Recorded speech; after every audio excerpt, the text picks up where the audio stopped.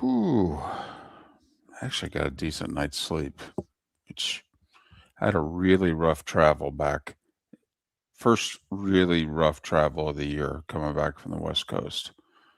Flight's delayed over 3 hours, missed two connections. Couldn't connect directly from Dallas to Jacksonville, had to go Dallas to Charlotte to Jacksonville. It was fun. Wow. What a pain. I was just telling Mark yesterday that I saw you. I saw you get some love from Gary Danielson on his farewell, which the only reason I wasn't watching the game, but of course, the video started getting shared as because CBS supposedly cut him off for about 4 seconds. Yes. Yeah. And so one of the last things, and my good friend David Moulton. Yeah, we had a 20-year run. Yeah, you sure did, man. It was awesome. Saw some amazing football. I can only imagine. You should write a book. I have said to him, he could write a book. I mean, he did 36. I mean, the games that he did, geez. All right, we should be coming out in about 30 seconds here. All right. Morning, everybody.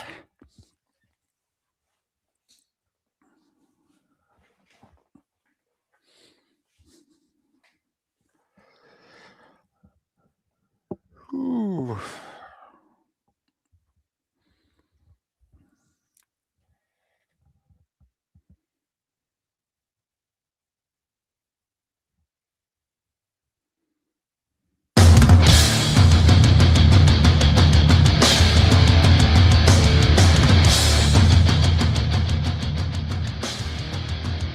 You're listening to Miller and Moulton, coming at you from the Floormeister Studios. Floormeisters, keeping it real. And now, here's Mark Miller and David Moulton. Top of the morning to you.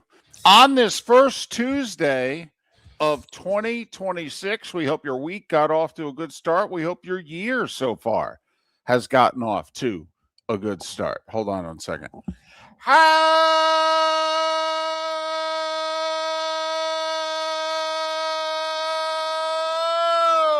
the heck are you? Miller and Moulton. Wow.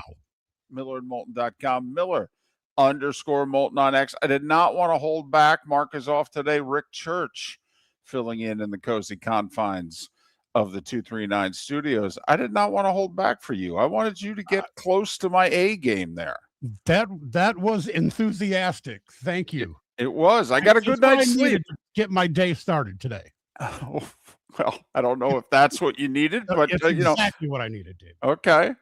Unfortunately, I think it's the best I can do for you. See, by mid-third quarter of the Knicks Pistons, and I had said the Pistons were going to whack the Knicks. Yes, you did. Mark texted me and said, you were right. I'm like, yeah, the Knicks down 2 of their top guys. You're going to whack us. And so mid-third quarter, I'm like, I don't need to stay up for much of anything anymore. I think all the coaches have been fired. They're going to be fired today. And, we'll catch some scores when we get up in the morning at around 4:18. And, yeah, there you go. So first off, how are you? A belated Happy New Year to you. How are you and Judy? Thank you, my friend. Doing well. Low-key holidays, nothing exciting, just the way I like it, Okay. Nice and quiet. Are you overly disappointed?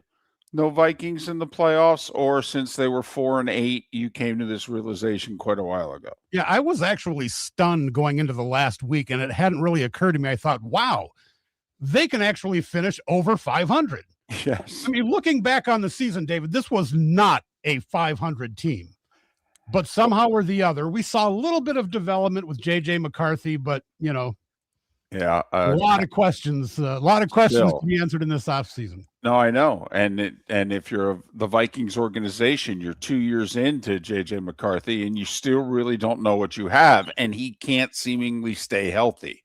So, that's a major problem. Somebody sent something out last night that said If you remember, the last time the Vikings played the Bears this year, they took a late lead with like a minute or so to go, Yep.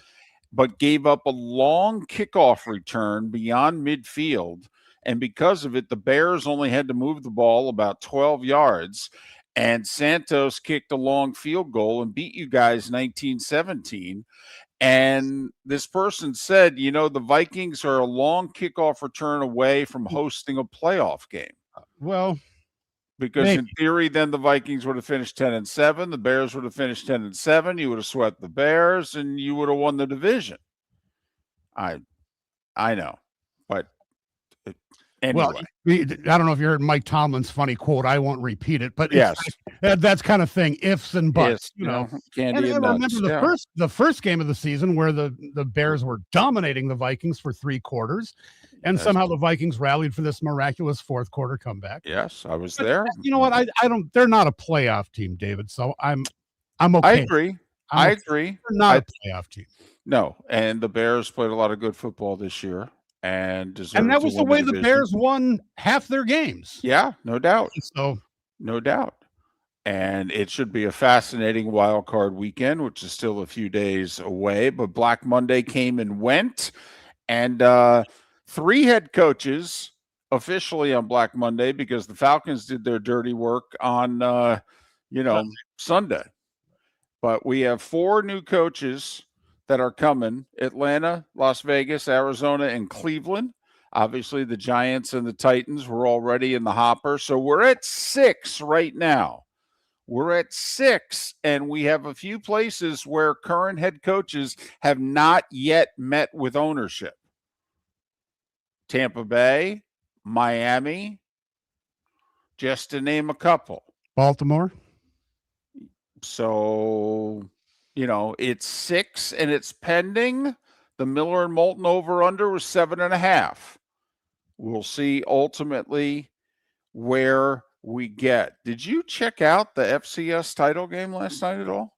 I didn't, but I heard all about it this morning. And on the heels of the kicks affecting the Sunday night football game, wow. So a missed extra point essentially probably cost Illinois State, who was this Cinderella story out of nowhere, taking on the powerhouse Montana State, a win, maybe.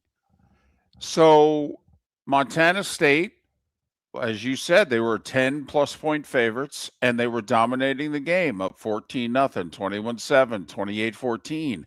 And then Cinderella, the Redbirds, they dominate the fourth quarter. They score twice to tie it, and they drive down. And with less than a minute to play, they're lining up for a 38-yard field goal to take the lead in the national championship game. Field goal blocked. Okay, we go to overtime. Illinois State gets the ball first. They score with no problem. Line up for the extra point. Blocked. And then Montana State, 4th and 10 from the 14-yard line. And they throw a 14-yard touchdown. And they kick the extra point. And so Montana State, for the first time in 41 years, wins the national championship. The last time they won it, I think they were a Division II school. But if you needed your football fix last night, you got it. It was exciting.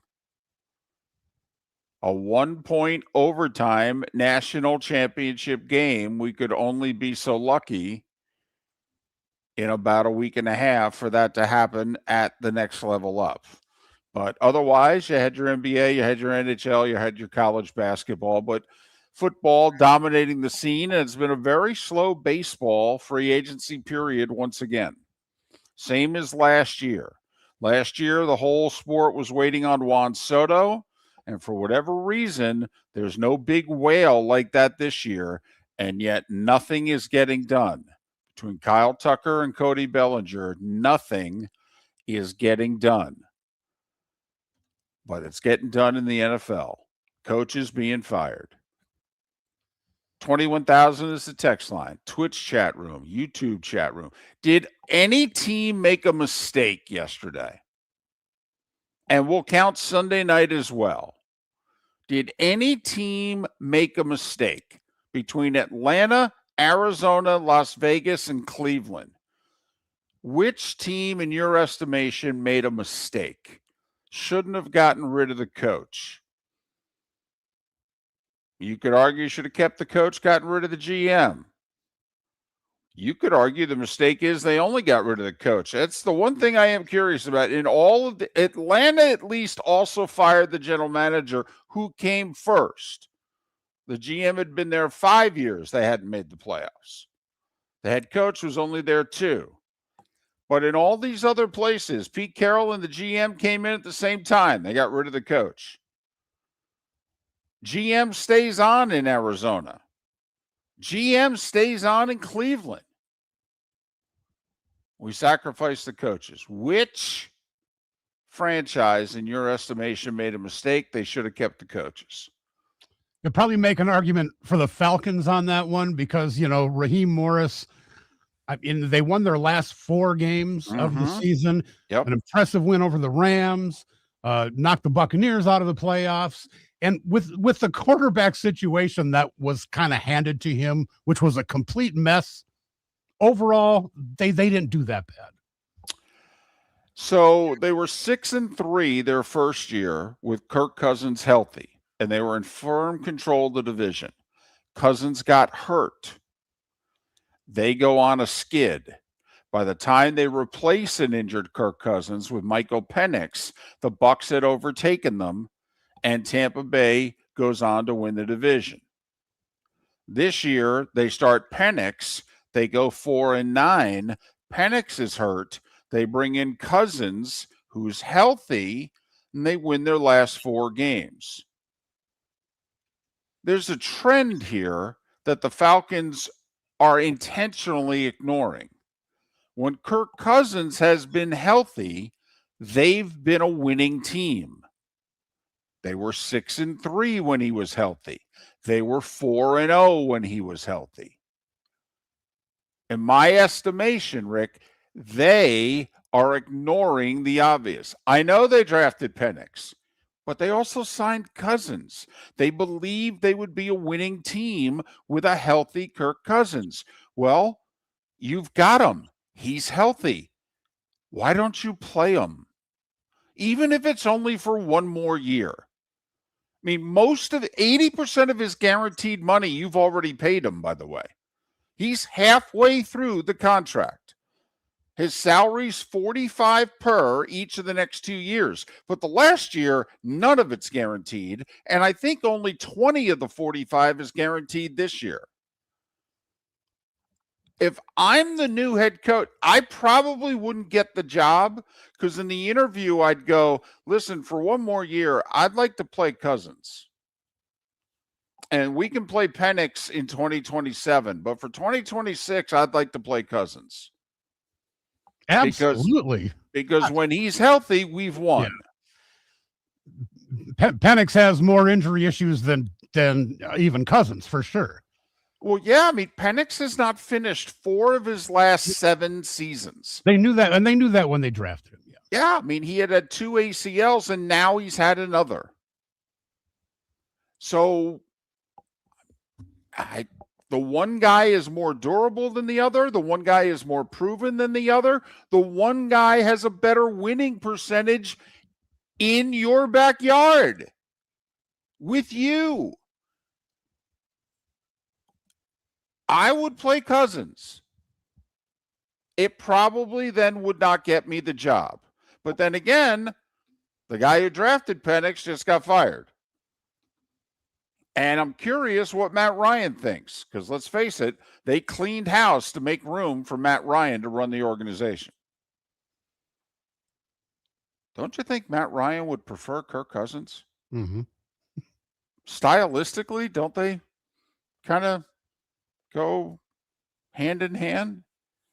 I mean, Kirk Cousins is not as good as Matt Ryan was, but I don't know. There's similarities there, especially near the end of their careers.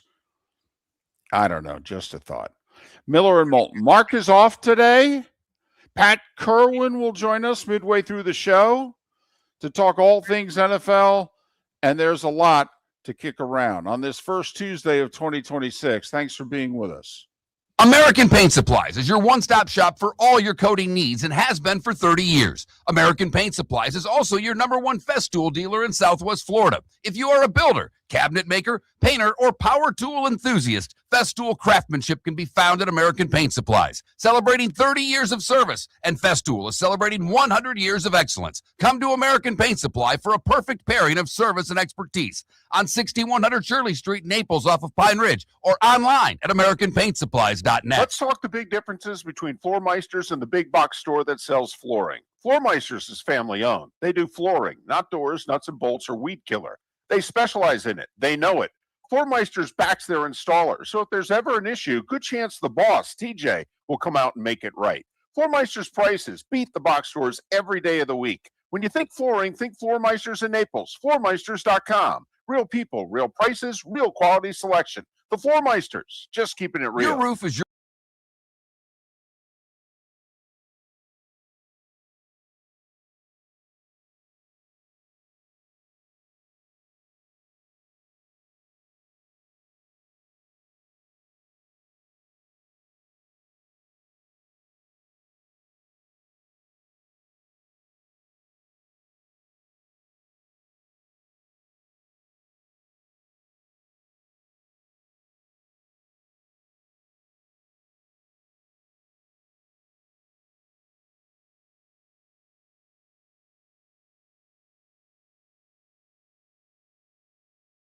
and a variety of award-winning restaurants. Expect more with live craps, roulette, and blackjack 24/7, and over 1,400 of the most popular slot machines. This is the place where paradise never ends. This is Seminole Casino Hotel, minutes away from more. For more information, visit moreimparadise.com. Must be 21 play slots and table games. Concerned about your gambling? Call or text 1-833-PLAY-WISE. This is Miller and Moulton.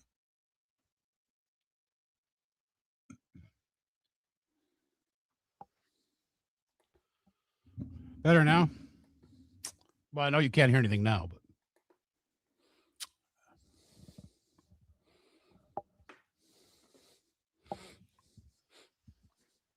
Yeah, I think Mark, I don't know, he has something he puts in front of the camera so that he can do whatever he needs to do during the break, eat, drink, cough. And then I take myself out of screen. I'm not exactly sure why we do it. Okay. But that's the way we've been doing it. But you removed yourself from the stream, didn't you? I did. Yeah, I didn't know that would affect the audio. Now it's just the commercials, but yeah, I don't think that affects what goes over the radio at all. No, it didn't, because I could hear it in programming here. Gotcha.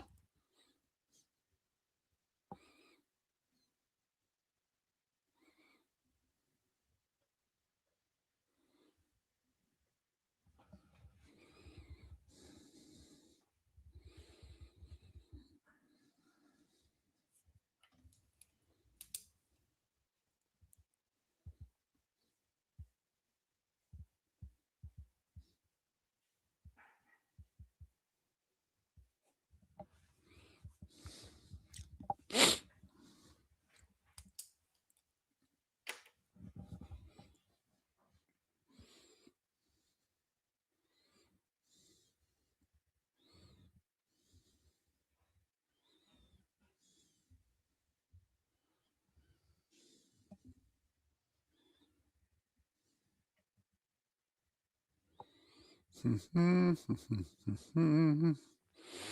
was a detective in New York? Johnny Mac?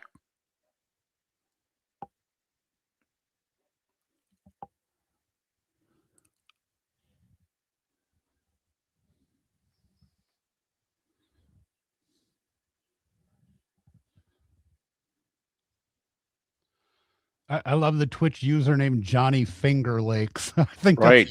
that's an Office reference, right?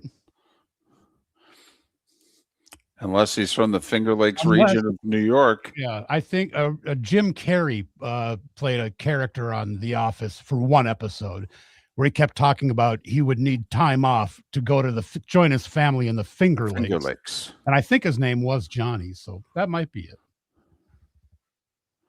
Oh, no. Yes, he did, Paula. Gave himself a failing grade.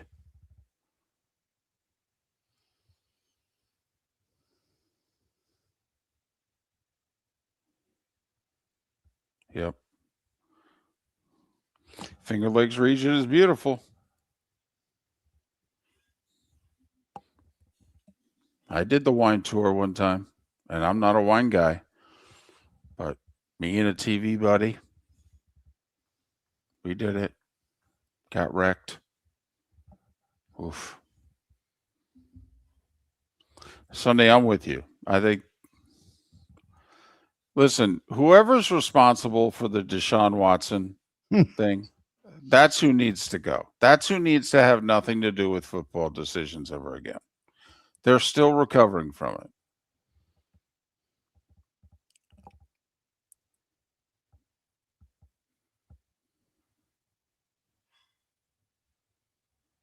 Oh, it's a shame, Johnny.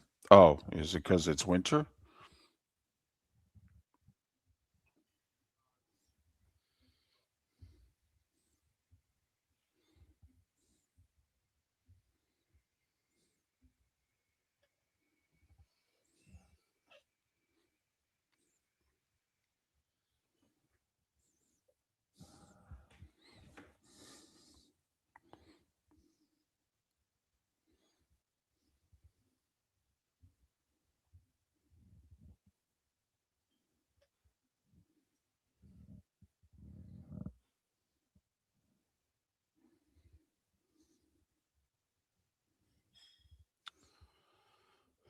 Coming back in 15 seconds. All right.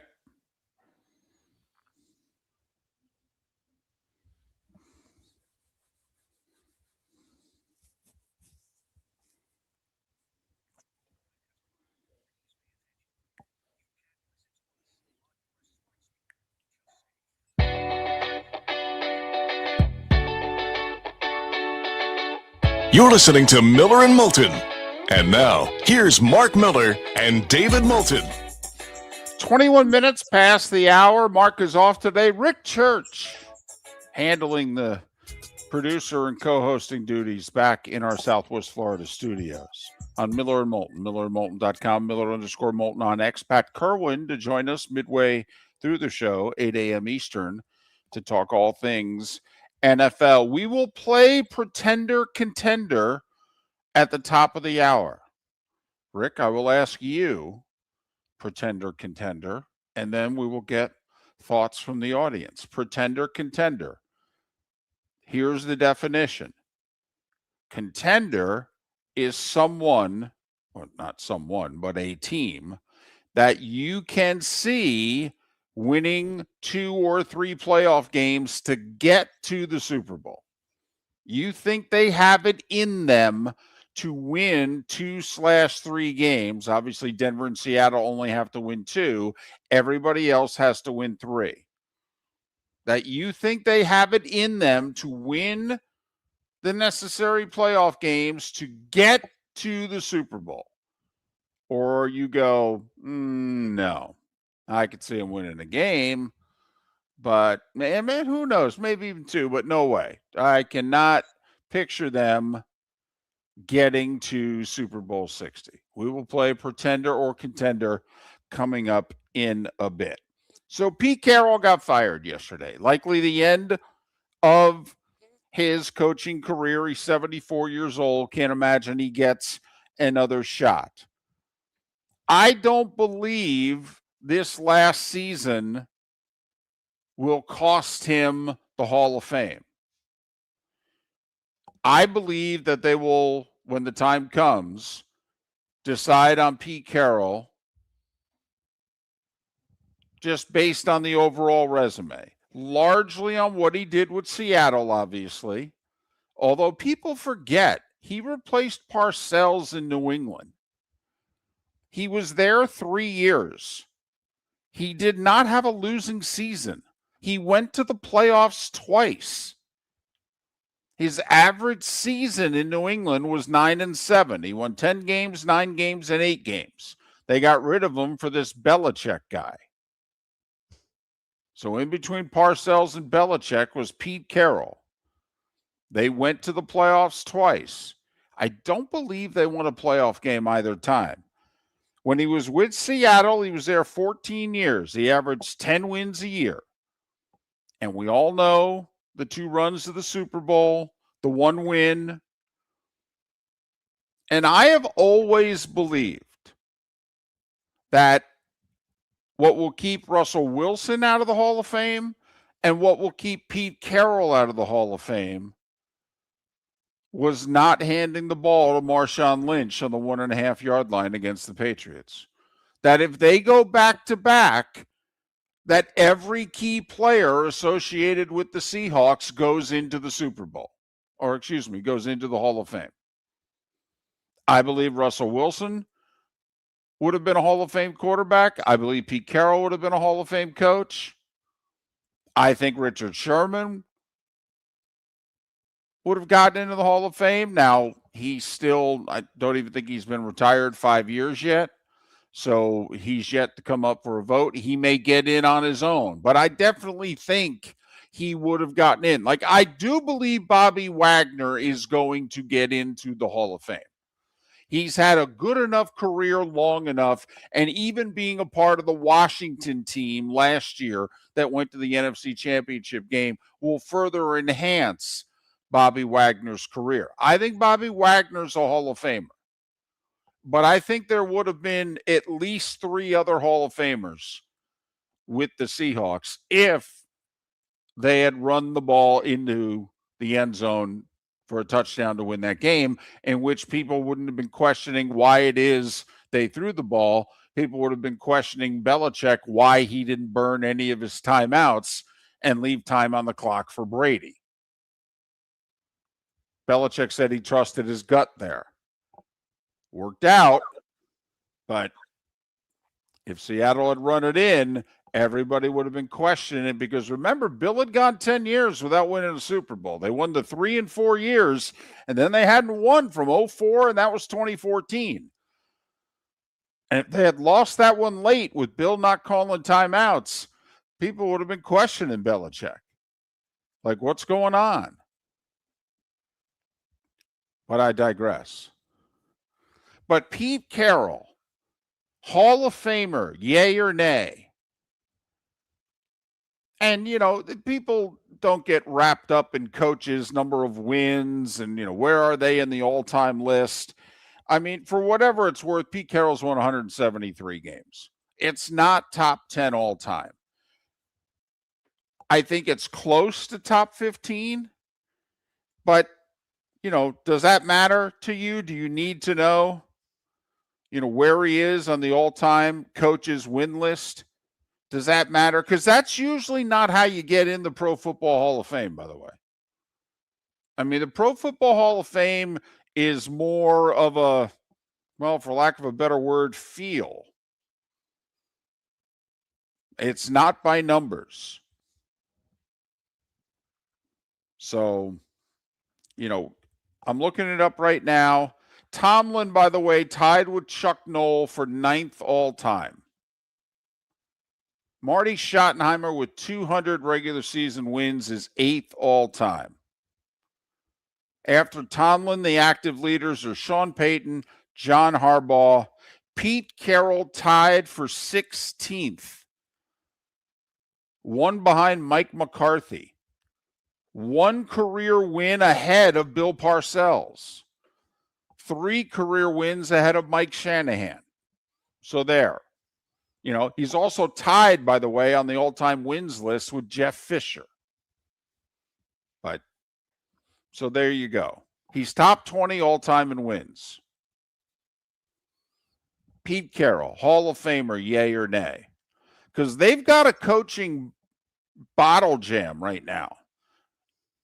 Mike Holmgren's not in. Mike Shanahan's not in. Tom Coughlin's not in. I mean, we know one day Tomlin's going to get in. But there's a lot of coaches on the list not yet in. When are they going to start putting some of these guys in? By the way, if Mike McCarthy can get another job, Mike McCarthy, he's at 174 wins. Say he gets 3-4 years. Say he's just okay. He'll get well into the 200 win category. Mike McCarthy could end up like 8th on the all-time wins list if he can get one more job and get like 4 years out of it. Even 3 if he wins like 9 games a year for 3 years. I mean, Mike McCarthy. Wow. So, just curious. Pete Carroll, Hall of Famer. His last 2 years in Seattle were 9-8. Then after a year off, he has the debacle of a season this year in Vegas. Listen, George Seifert went out 1-15 in Carolina. People don't remember George Seifert in Carolina. It was short and it didn't go well. And Seifert's got 2 Super Bowl wins, and he ain't in the Hall of Fame. Shanahan, 2 Super Bowl wins, ain't in the Hall of Fame. Coughlin, 2 Super Bowl wins, ain't in the Hall of Fame. Mike Holmgren, 3 appearances in the game, one of the few to take 2 different teams to the big game. The 1 win, he ain't in. Hall of Fame's actually been pretty tough on coaches historically.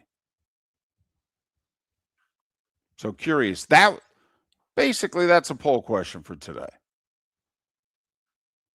Do you think Pete Carroll's a Hall of Famer? Yay or nay? I gave you the numbers, but in most cases with football, it's kind of a feel thing. I don't think he ever gets in. I don't.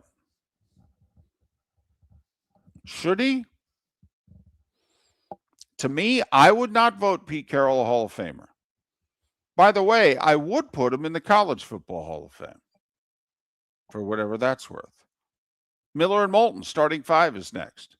Football season is back, and celebrate your game day with Jimmy the Beef Guy. We're talking tender, juicy Chicago beef sandwiches. Whether your party's for 10, 100, or 200, bring game day to your house with Jimmy the Beef Guy. The catering packages come with the beef, the gravy, the peppers, the bread, everything you need. 2 convenient locations, Fort Myers and Bonita Springs. Skip the ordinary and bring the beef. Jimmy the Beef Guy, Chicago flavor, Southwest Florida style. Call today or visit jimmythebeefguy.com. Tell him Miller and Moulton sent you. Let's talk the big differences between Floor Meisters and the big box store that sells flooring. Floor Meisters is family owned. They do flooring, not doors, nuts and bolts, or weed killer. They specialize in it. They know it. Floor Meisters backs their installer, so if there's ever an issue, good chance the boss, TJ, will come out and make it right. Floor Meisters prices beat the box stores every day of the week. When you think flooring, think Floor Meisters in Naples. FloorMeisters.com. Real people, real prices, real quality selection. The Floor Meisters, just keeping it real. Got a cracked window or foggy glass? Don't wait for the next storm to make it worse. Your local Glass Doctor Home and Business is just down the road and ready to help. From leaky frames to shattered panes, we've got the tools and the know-how to get your home or business storm ready. With flexible scheduling and our done right promise, you'll be in good hands. So before or after the weather hits, call your neighbors at Glass Doctor. Glass Doctor, Glass Doctor. Call the Glass Doctor. We fix your pains. Oh, yeah. Your roof is your home's first line of defense. At Pelican Roofing of Florida, Ronnie John and their team bring years of experience to protect what matters most, your family and your business. From residential repairs to large-scale commercial roofing, we deliver honest work, fair pricing, and quality you can trust. An upgrade on your roof can lower your insurance costs. Don't wait for a leak to turn into a disaster. Call the experts at Pelican Roofing today. 1-866-9-PELICAN. That's 1-866-9-PELICAN. Online at pelicanroofingcompany.com. CCC 1332512. This is Miller and Moulton.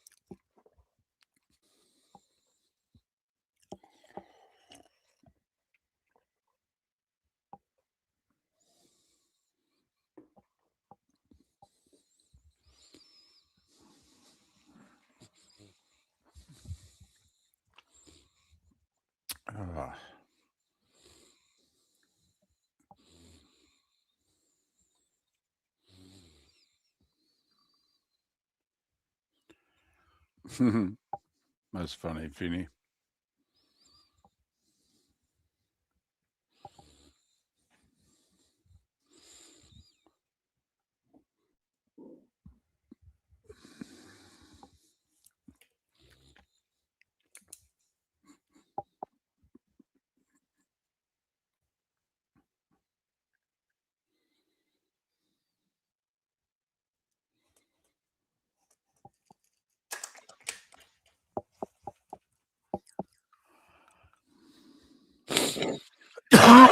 Excuse me.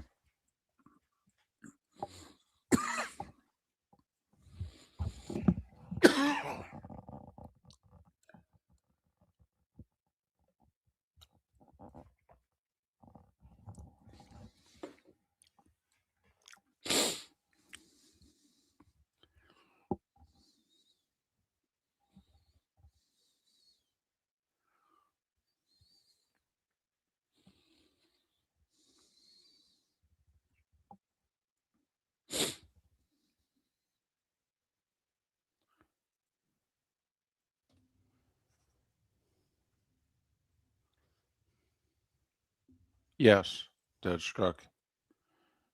I believe so. The play-by-play guy should.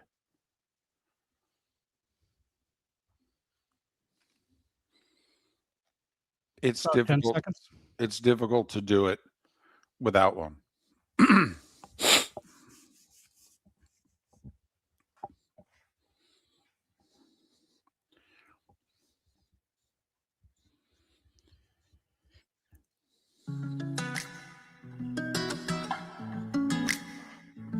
Welcome back to Miller and Moulton. Text the guys what's in your mind at 21,000.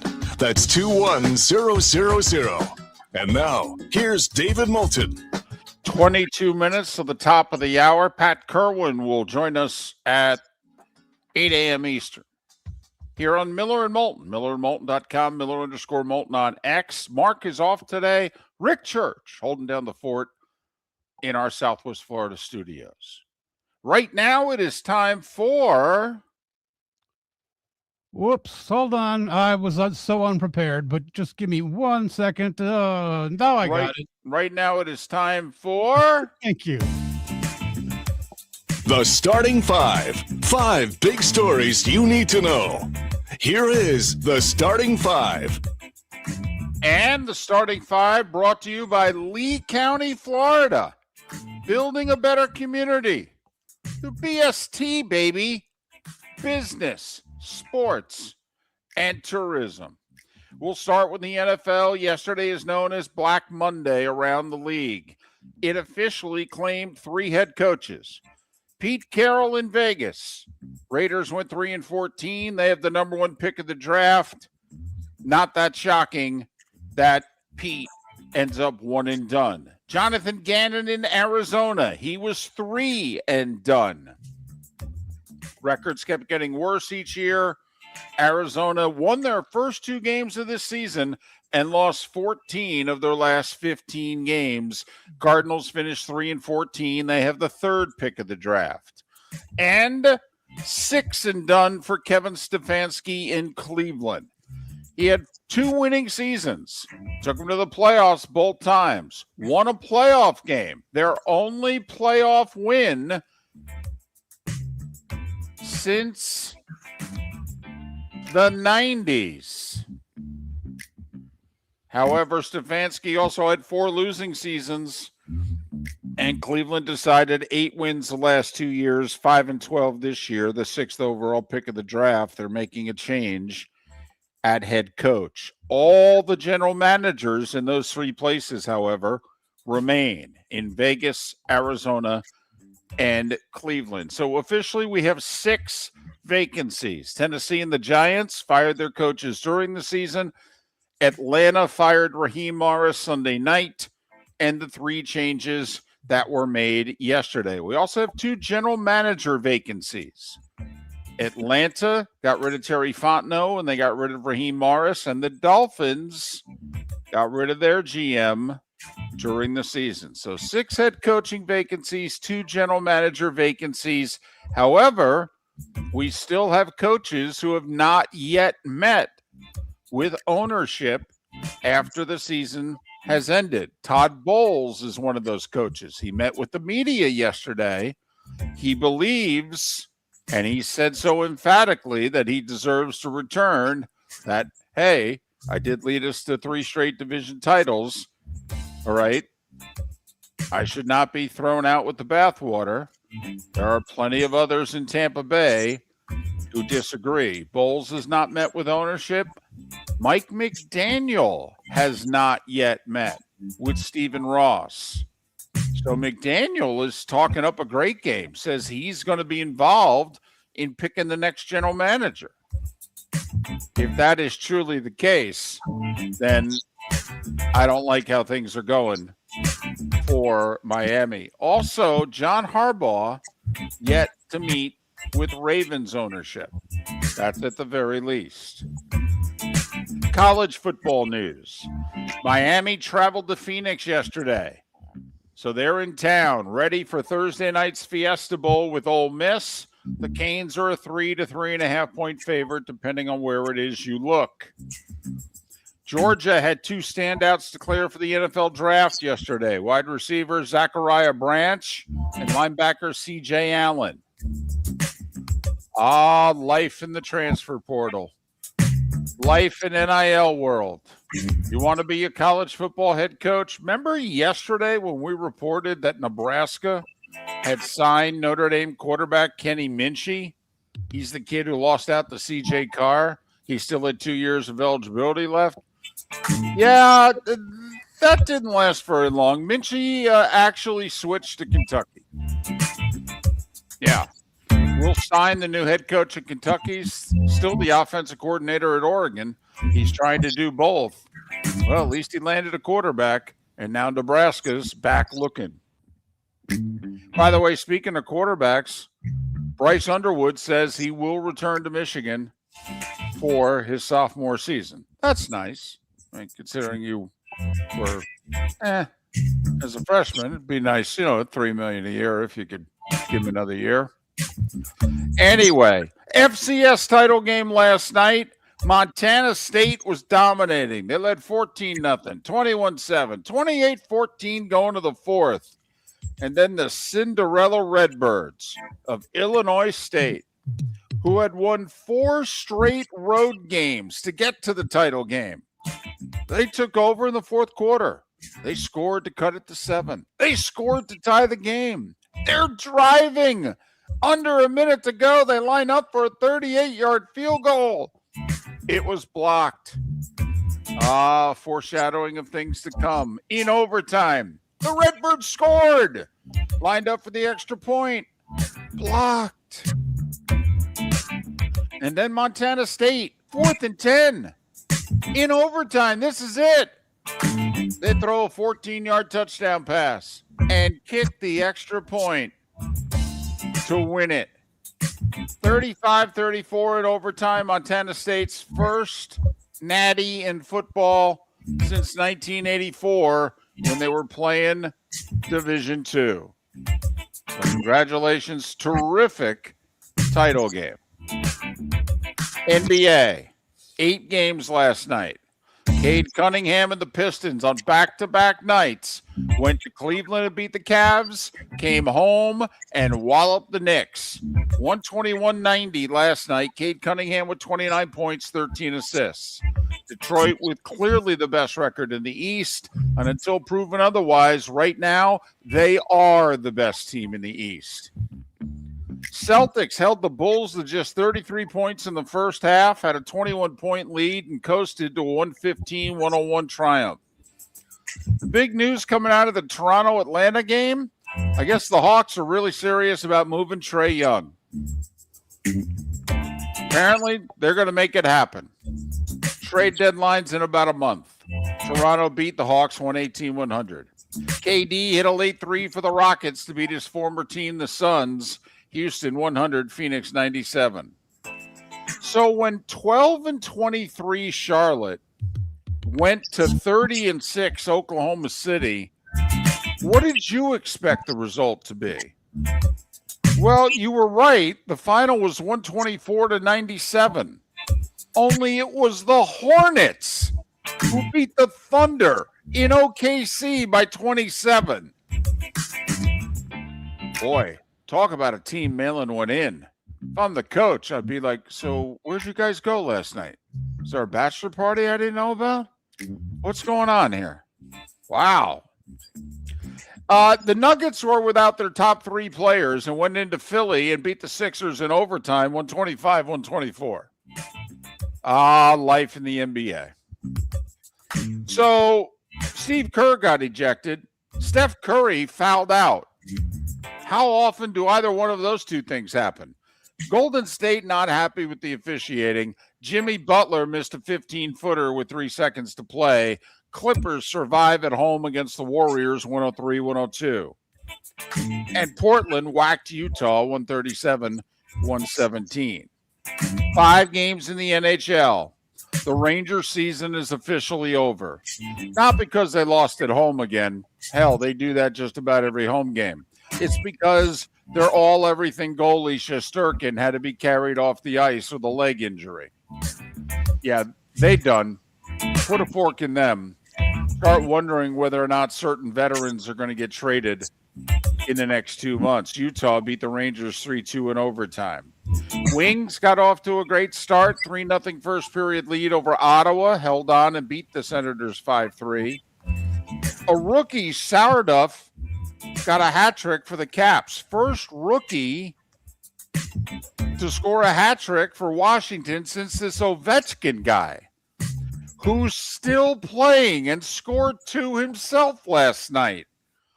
Ovi's got 17 on the season, 9-14 in his legendary career. Washington 7-4 over Anaheim. Philip Grubauer with 41 saves for the Kraken in their 5-1 win over Calgary. And sorry, Rick, the Wild lost in LA to the Kings 4-2. I know it's you don't care for the Wild as much as you do the T-Wolves, and the T-Wolves won by 26 the night before. And David, I never got over the Minnesota North Stars leaving, so it's So curious, I'm guessing then your allegiance didn't go to Dallas. No, oh, absolutely not. No, okay. I don't really have a hockey team in the NHL. Not even a big Wild fan. Interesting. World Juniors. Canada salvaged the bronze. They beat Finland 6-3. Sweden won the gold for the 3rd time. They beat Czechia 4-2. And Bob Pulford, Hall of Fame player with the Leafs, led Toronto to 4 Stanley Cups, then was a long-time executive with the Chicago Blackhawks, hired Mike Keenan, got him to a couple finals. Anyway, Bob Pulford passed away, Hall of Famer, at the age of 89 yesterday. College basketball, 10th-ranked Nebraska remains unbeaten. They were up 7 at the half at Ohio State, and then they found themselves down 3 with 8 minutes to go, but they rallied and beat the Buckeyes 72-69. Nebraska is 15-0 on the season. 12th-ranked Michigan State blew out USC 80-51. By the way, the rankings came out yesterday. The top 6 remains the same, but barely. Arizona in the AP is 1 point ahead of Michigan. They're both undefeated, as is 3rd-ranked Iowa State. UConn, Purdue, and Duke are 4, 5, and 6. Mentioned Nebraska. They're 10th at 15-0. Vandy at 14-0 is 11th. Alabama's 13th. And how about the Knights of UCF? Johnny Dawkins' crew coming off the home win against Kansas. They're 12-1 on the season. UCF slips into the AP poll at number 25. And at 10 minutes before the hour, that was the starting 5. 5 big stories you needed to know, brought to you by Lee County, Florida. Gearing up for spring training in a month.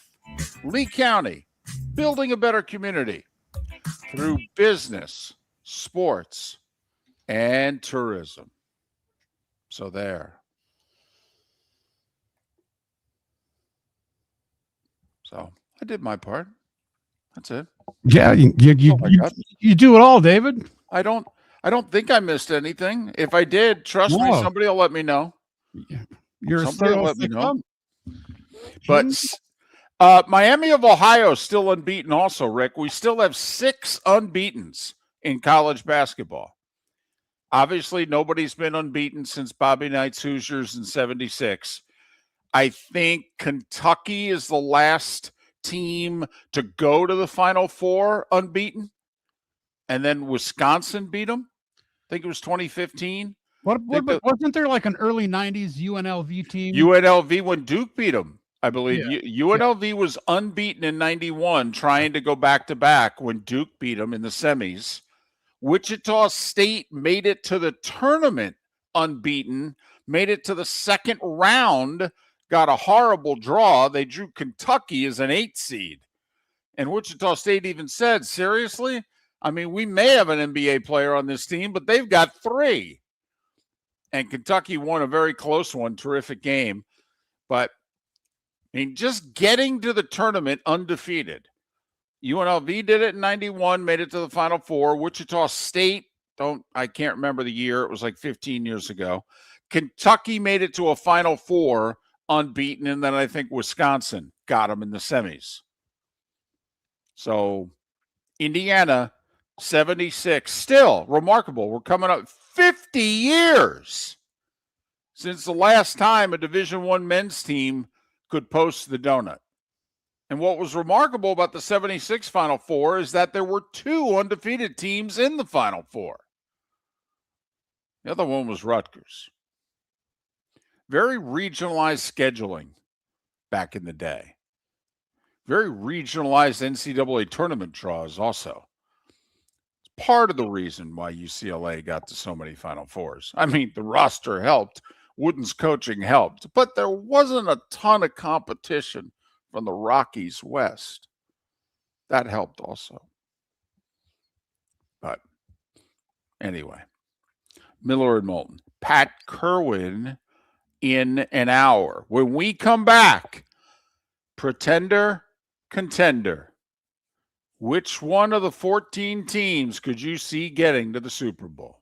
Lee County Economic Development will release its 2025 annual report on February 5th at their annual meeting. It's a powerful look at our local economy, highlighting key data, emerging trends, and performance from the past year. The report covers major industries, workforce initiatives, business growth, and partnerships that drive Lee County forward. For more information about the annual meeting and the Economic Development Office, visit LeeCountyBusiness.com. Lee County, building a better community through business, sports, and tourism. Mark Miller for Sleep Treatment Direct. They are helping me with sleep apnea. And by helping me, I mean curing me. No more CPAP machine. No more snoring. No more tossing. No more waking up exhausted. Their expert team got me the right treatment, fast and hassle-free. If you want to feel energized and get rid of your snoring, call Sleep Treatment Direct today. 444-1741. That's 239-444-1741. Sleep Treatment Direct. Sleep safe and sound. Think we only fix windows? Think again. Your local Glass Doctor Home and Business does so much more to upgrade your home. We custom build stunning shower and bath enclosures, install sleek glass doors and windows, and can bring fresh life to foggy or cracked panes. Need a glass tabletop or a statement mirror? Yep, we do that too. If it's glass and it's in your home, we're the team to call. Call the Glass Doctor, we fix your pains. Oh, yeah. American Paint Supplies is your one-stop shop for all your coating needs and has been for 30 years. American Paint Supplies is also your #1 Festool dealer in Southwest Florida. If you are a builder, cabinet maker, painter, or power tool enthusiast, Festool craftsmanship can be found at American Paint Supplies. Celebrating 30 years of service, and Festool is celebrating 100 years of excellence. Come to American Paint Supply for a perfect pairing of service and expertise on 6100 Shirley Street, Naples, off of Pine Ridge, or online at AmericanPaintSupplies.net. Cape Coral Police Department is growing, and they want you to be a part of it. They're hiring new officers. Starting pay is between $74,000 and $90,000, depending on your experience. And with a $10,000 hiring bonus, you could be making $100,000. Enjoy paid holidays, off-duty details, plenty of OT opportunities. They're also hiring dispatchers and professional staff. So go to CapeCops.com. CapeCops.com. Be brave, be best, be Cape. Your roof is your home's first line of defense. At Pelican Roofing of Florida, Ronnie, John, and their team bring years of experience to protect what matters most, your family and your business. From residential repairs to large-scale commercial roofing, we deliver honest work, fair pricing, and quality you can trust. An upgrade on your roof can lower your insurance costs. Don't wait for a leak to turn into a disaster. Call the experts at Pelican Roofing today. 1-866-9-PELICAN. That's 1-866-9-PELICAN. Online at PelicanRoofingCompany.com. CCC 1332512. This is Miller and Moulton.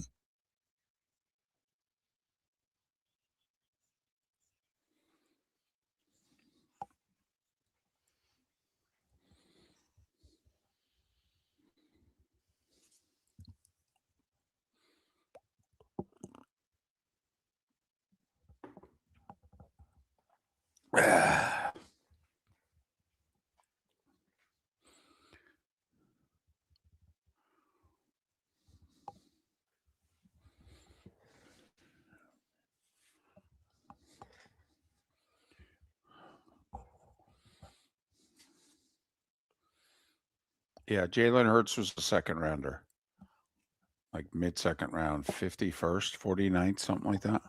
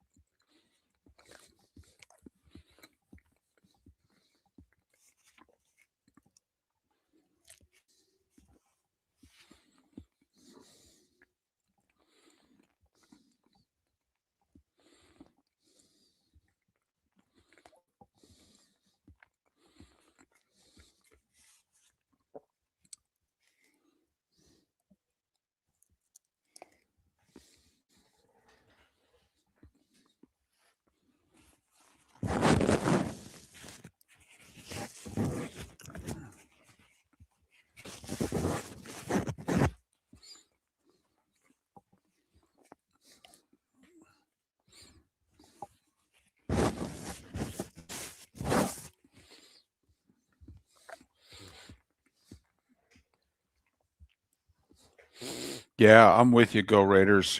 Those throwback pants are awful. I'd go with the blue. Looks like your camera's frozen, David. Yeah, I don't know what to tell you there. Okay. How's that?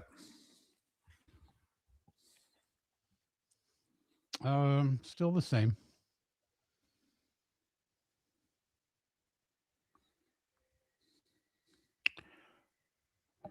How's that?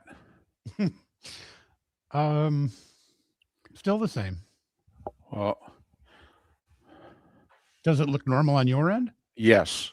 Oh, okay. Yeah. Yeah, I don't.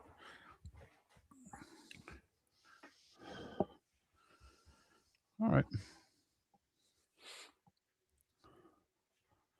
Yeah. All right. Here, I'll try something.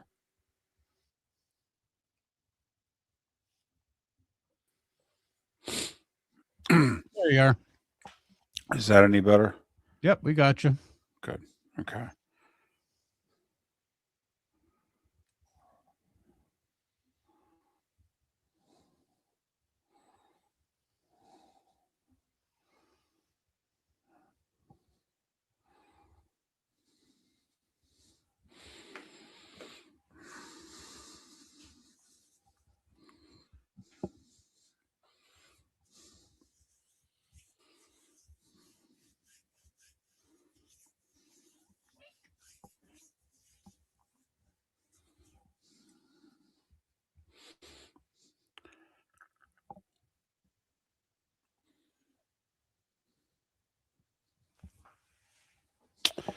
Well, guys, I don't know what to tell you. Okay. You know, it's my internet connection. It's high. It's can't pay for a better internet connection than what I have. So.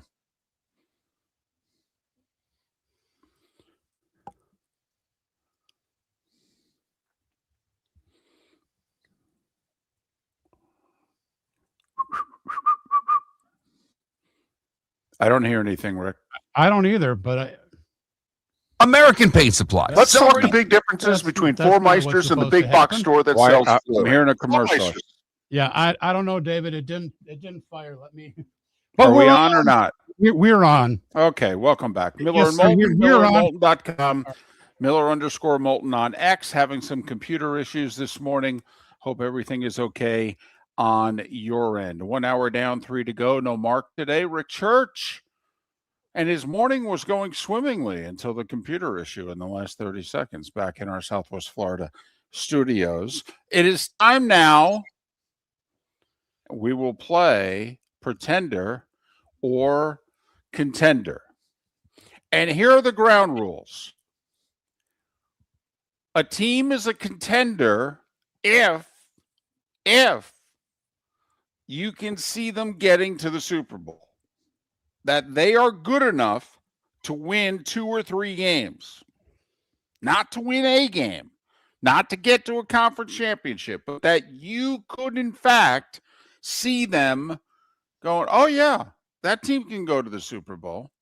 Pretender or contender. Rick, are you ready? I'm ready. Okay. AFC, Denver, pretender, contender. It's real simple. Are they good enough to win 2 games? Yes or no?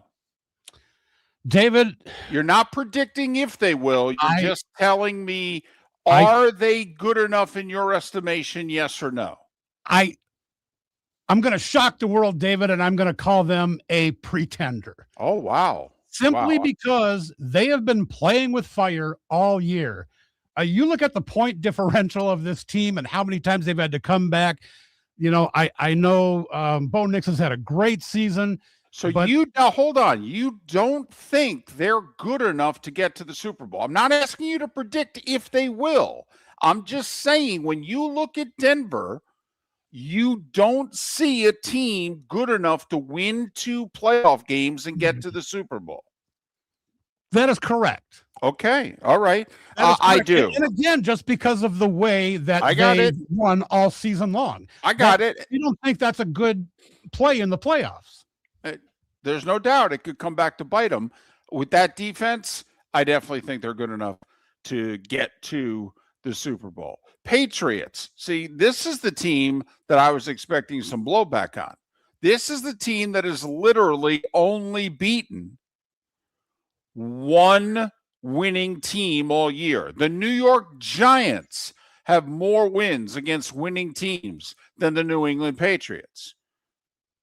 The Patriots' only win against a winning team was at Buffalo early in the season. Pretender or contender, Patriots? I'm going to call them a pretender. I think simply because they're young, they're inexperienced, and you're right. The level of competition, and I always hate that, strength of schedule argument, but again, I don't know how tested they are, and the AFC is just loaded with teams right now that are just on mad roll. So I know you're going to think I'm crazy. I will also call the Patriots pretenders. Well, I actually agree with you. I don't see the Patriots winning 3 playoff games. I don't think they're there yet. I don't.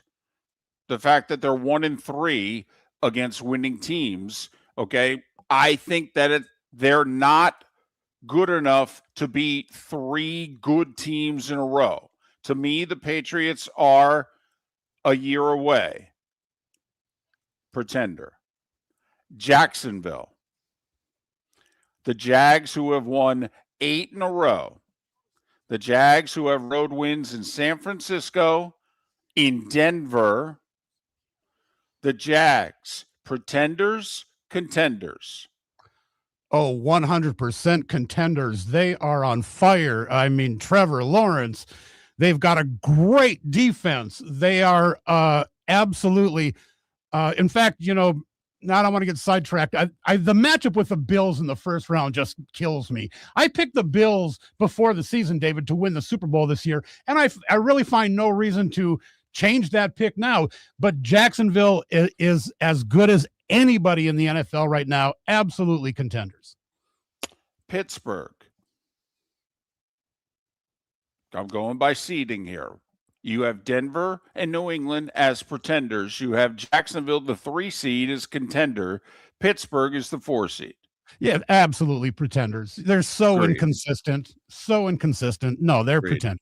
Yeah, it's almost impossible to imagine, even with Aaron Rodgers playing very well, which he has been down the stretch. It's impossible right now to imagine that the Steelers could win 3 playoff games, 2 of them on the road, in all likelihood, to get to the Super Bowl. The Houston Texans, winners of 9 in a row with that defense, 3rd straight year in the playoffs. Houston Texans, pretenders, contenders. I'm going to call them contenders, David, because when you have a defense that good, and they are the best defense, somebody on the Twitch chat said they were questioning my calling the Jaguars a great defense, but the Texans are the best defense in the NFL. And I think if they get just enough offense, if CJ Stroud, I think they're contenders. It's why I question your Denver pretender contender, because if you believe Houston's a contender because of their defense, which I do, then I think that's why Denver's also a contender. But we both have the Texans with that defense as contenders. I could see the Texans a la the 2000 Ravens. I'm not saying they're that historically great of a defense, but we didn't see that coming in 2000 either. This defense can travel. I say the Texans are also a contender. Buffalo. We all know the Bills' pedigree. We all know they have the best quarterback in the playoffs in Josh Allen. The Bills. Absolutely contenders, because if there's one person who can put a team on his back and carry them through the playoffs, it's Josh Allen. And you look at who historically whom he's lost to in the playoffs, you know, Patrick Mahomes, Joe Burrow. There's none of that in front of him. So again, I will call the Bills contenders for sure, just because of Josh Allen. There's a lot of holes other than that, but I agree with everything that you said. The Chargers, pretenders, contenders. I want to call them contenders, David, but I'm going to throw the pretender label on them. I really like this team. They've had a lot of injuries, especially on the offensive line this year. Justin Herbert is fantastic, but no, I don't see them going through that gauntlet. I'll call them pretenders. All right. I as well. Too many injuries. Can't see them winning 3 playoff games all on the road. So you have 3 contenders, the Jags, the Texans, and the Bills. And so with the Jags and Bills facing each other, I have 4. I have Denver, Jacksonville, Houston, and Buffalo. To the NFC, Seattle, only having to win 2 at home, pretender, contender. Oh, absolutely. Contenders, of course, the best team in the NFL right now.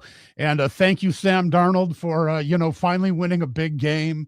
But yeah, they're just solid. They're solid across the board. Absolutely. The favorites, contender.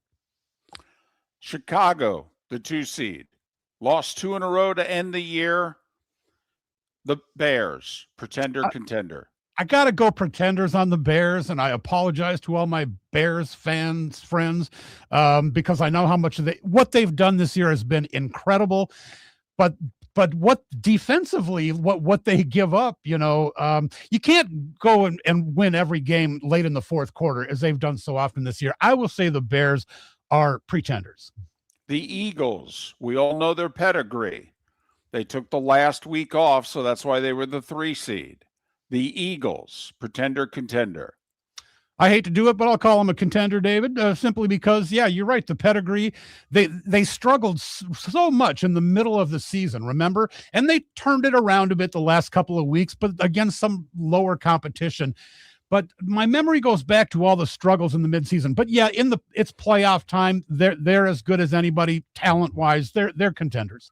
I'll be very surprised if they're not in the NFC Championship game at least. Yeah, the Eagles are definitely contenders. That defense, they know how to win on offense. Contenders. And doesn't that make you wonder why they benched everybody for the last game? No, they did it. No, they did it the year before. No, I was not surprised. In fact, I thought Washington had a really good chance to win the finale. I knew the Eagles were going to mail it in. It was more important to them to be healthy. We've got a couple minutes left. The 4 seed Carolina, I think we both agree they're pretenders. Absolutely. The Rams, pretender, contender. 100% contenders when you've got the MVP at quarterback. 100%. And it could be an interesting second-round matchup, the Rams at Seahawks. The Niners fall to the 6th seed, a 12-win 6 seed, pretender, contender. Oh, I think they're contenders. I mean, they're solid. They've been through a lot and, absolutely contenders. I think they're a pretender. Their roster is staggeringly weak if you look at it. The injuries are massive. Who they don't have, I don't even like them to get out of the first round. I think the Niners are a pretender. And then finally, who do we have? Green Bay, a 4-game losing streak entering the playoffs, pretender, contender. I think they're pretenders. Too inconsistent. No, I don't think the Packers are going deep. I also think they are a pretender. So in the AFC, you have 3 contenders. I have 4. In the NFC, I believe we have the same contenders. We have the Seahawks, we have the Eagles, and we have the Rams. You have the Niners as a contender. Right. I do not. So I have 7 contenders. You have 7 contenders. We disagree on Denver. We disagree on San Francisco. So there you have it. Pretender, contender. And a pretender is a playoff team that you look at and you go, yeah, I cannot see them getting to the Super Bowl. I can't. And so, you just look at them. You don't look at the draw and whatever. You just look at the team and you go, yeah, I can't see them winning 2 or 3 playoff games and getting to the Super Bowl. A contender is somebody in which you go, oh, yeah, I could see that team playing in the Super Bowl 60. Absolutely. So let us know who you think, pretender, contender, 21,000 on the text line, Twitch chat room, YouTube chat room, pretender or contender. Pat Kirwan coming up in 45 minutes. Thanks for listening. Miller and Moulton, millerandmoulton.com. American Paint Supplies, celebrating 30 years in Naples, is proud to be the exclusive Farrow & Ball dealer in Southwest Florida. The best thing to come from the UK since the Beatles, Farrow & Ball has the colors and paints at American Paint Supplies. See why all the designers and painters choose Farrow & Ball. For 30 years, American Paint Supplies provides the perfect pairing of service and expertise. On 6100 Shirley Street in Naples off of Pine Ridge, or online at AmericanPaintSupplies.net. American Paint Supplies is your one-stop shop for all your coating needs. Let's talk the big differences between Floor Meisters and the big box store that sells flooring. Floor Meisters is family owned. They do flooring, not doors, nuts and bolts, or weed killer. They specialize in it. They know it. Floor Meisters backs their installer. So if there's ever an issue, good chance the boss, TJ, will come out and make it right. Floor Meisters prices beat the box stores every day of the week. When you think flooring, think Floor Meisters in Naples. FloorMeisters.com. Real people, real prices, real quality selection. The Floor Meisters, just keeping it real. Your roof is your home's first line of defense. At Pelican Roofing of Florida, Ronnie John and their team bring years of experience to protect what matters most, your family and your business. From residential repairs to large-scale commercial roofing, we deliver honest work, fair pricing, and quality you can trust. An upgrade on your roof can lower your insurance costs. Don't wait for a leak to turn into a disaster. Call the experts at Pelican Roofing today. 1-866-9-PELICAN. That's 1-866-9-PELICAN. Online at PelicanRoofingCompany.com. CCC 1332512. Play all night, play all day. Experience more in paradise. At Seminole Casino Hotel, we're bringing you more. With real cards and real dealers 24/7, this is the place where the action never ends. Now you can bet on your favorite team, roll the dice on craps, or spin the wheel for roulette. We've got your game. Plus, the Zigzag Girls Blackjack Pit features nonstop excitement and free drinks while you play. This is Seminole Casino Hotel, minutes away from more. For more information, visit moreinparadise.com. Must be 21 to play slots and table games. Concerned about your gambling? Call or text 1-833-PLAY-WOW. This is Miller and Moulton.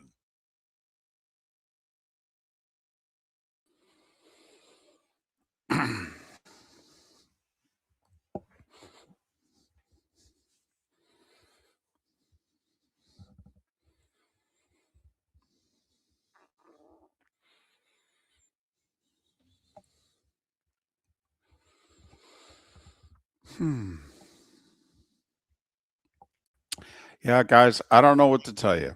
All right. My connections are rock solid. There's nothing unstable. Okay. I see myself fine and I'm not frozen.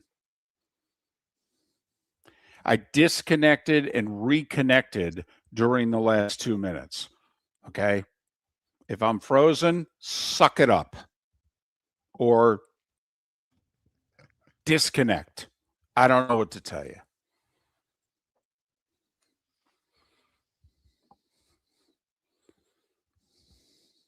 Well, at least it's a good still shot of you, David. So you don't see me either? No, you're frozen. Well, then I'm sorry. It's all right. I mean, no offense. The internet in your building sucks.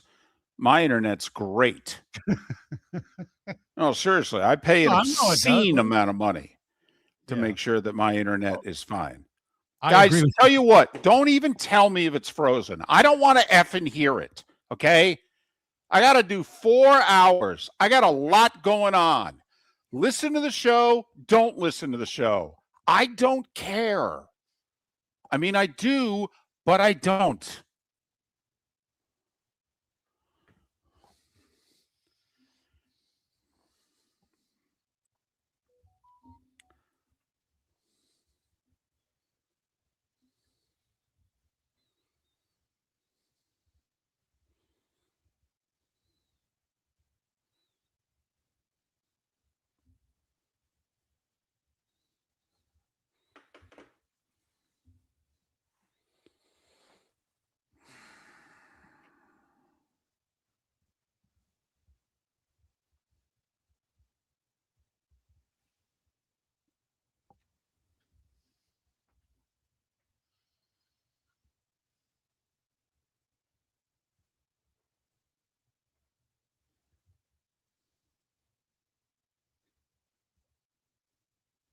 I can barely remember my Scranton days.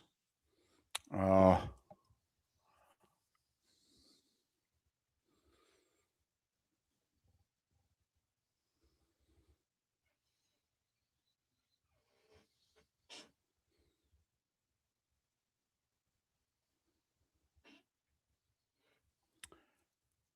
have 4 great Scranton memories. The Lady Royals winning the title in '85. I was a sophomore in college. I did play-by-play for the team. And how nobody came to their games ever until that team. I loved Bessoir and his '88 team, I think it was, that went to the final. But Sue Serafini single-handedly taking Valley View to a state championship game, and Bob Sura and Greg Skrepnik taking GAR to a state final in Hershey. Probably the 4 best stories I covered.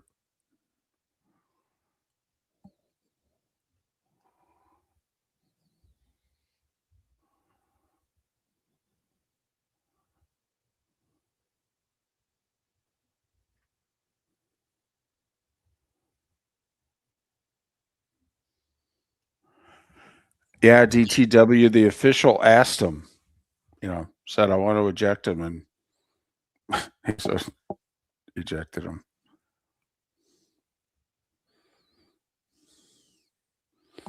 Nope, Johnny, I miss Jersey a lot, but I don't miss the weather.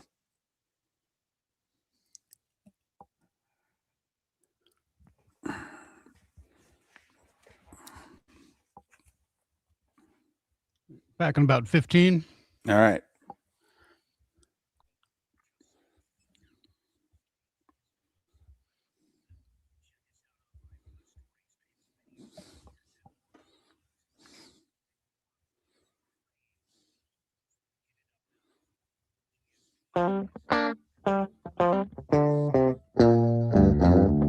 You're listening to Miller and Moulton.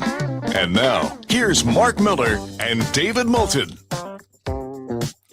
21 minutes past the hour. Miller and Moulton. MillerandMoulton.com. Miller_Moulton. on X. You know, we've talked about a few things on this show already today. And we were talking earlier about Pete Carroll and is he a Hall of Famer? Rick, I know you're a big baseball fan. All right. 2 weeks from today, we will find out the newest members of the Baseball Hall of Fame. All right. Mhm. I don't know how many of you, or I should say, I don't know if you and I will do a show together in the next 2 weeks. And since I know you're a big baseball fan, I'm going to play Hall of Famer yes or no with you. Baseball. Okay. And I will say there's a lot of new voters this year, and they have taken to social media and let them know, hey, can't believe it. I'm a new voter. This is my first ballot. And they have posted their ballot. And there is a little box on the bottom of the writer's ballots in which the Baseball Hall of Fame asks, do you want us to, release your ballot after December 31st? And a lot of them are saying yes. So this is who didn't get in last year but came close. Would you vote for them for the Hall of Fame? Carlos Beltran. His postseason numbers are obscene. Yep. You can make the case he's one of the 3 best postseason players of all time. All right. Switch hitting outfielder. Excellent numbers. Obscene postseason numbers. Carlos Beltran, yes or no? Oh, absolutely. Yeah, David, I'd like to see him get into the Hall of Fame. I think he should get voted in, like you said, I mean, what he did in crunch time is amazing. So, yes. For what it's worth, last year he got 70%. There are a lot that think this year he'll get over the 75% threshold. Andrew Jones, whose time is running out, they only give you 10 years, and I believe this is year 9. Andrew Jones, for me, he's a yes. 400 homers, one of the best defensive center fielders of all time, and that's inarguable. I mean, probably top 3 all time. Andrew Jones, yes or no? Yeah, I mean, I agree, David. Defensively, I think he won 10 or 12 gold gloves, in a row. And he is a great defensive player. Yes or no? Yes. Yes. Okay, wow. Because usually I'm hedging, but I'll say yes. Okay, because usually if there's any doubt at all, that means no. So, okay, we're both yes on Beltran and Jones. Okay, guys who were all under 50% last year.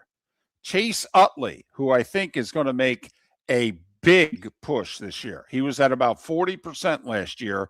I think Chase Utley is going to be over 60% this year. Just about every ballot that I've seen has Chase Utley as a yes. Chase Utley, yes or no? David, I'm going to probably say no on Chase Utley. Okay. I mean, some good numbers, but not gaudy numbers, not any real super standout type season that I recall. So I don't think of him as a Hall of Famer when I think of him as a player. Okay. I think Utley's numbers are better than you realize and longer than you realize. I'll say Chase Utley, not this year, but Chase Utley will get into the Hall of Fame. And I do believe Chase Utley getting into the Hall of Fame is ultimately going to help Lou Whitaker. I'm just saying that. But put it this way, I'm a yes on Chase Utley. I am. And that may surprise some people, but I'm a yes on Chase Utley. Okay. The guys who are connected to performance-enhancing drugs. A-Rod, yes or no?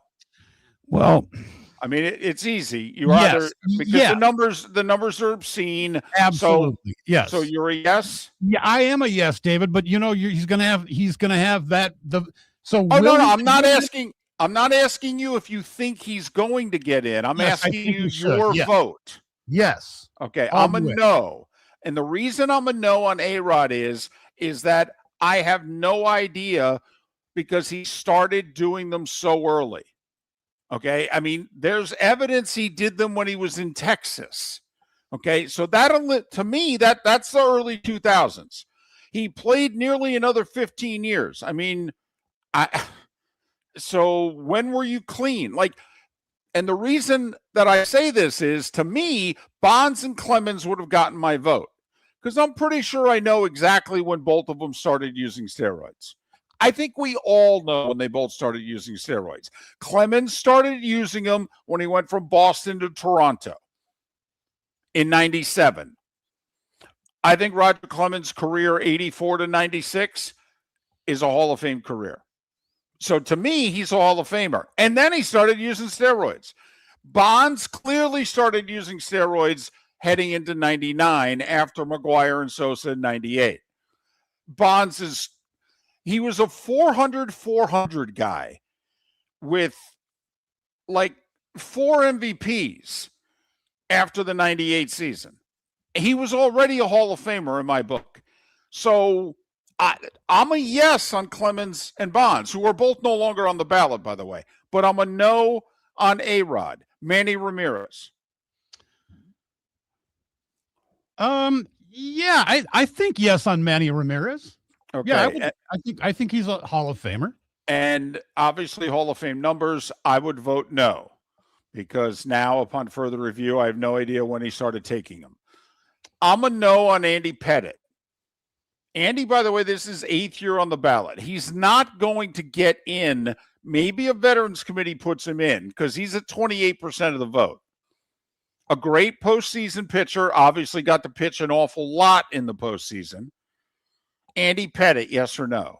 I would say no. I agree. No on Andy Pettitte. And like you said, he had some great moments, but, overall, kind of a blah pitcher. I'm just saying, nothing spectacular to me.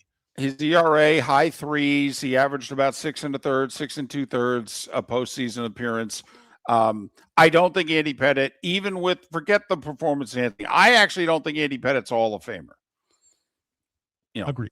Hold it against me. King Felix Hernandez of Seattle.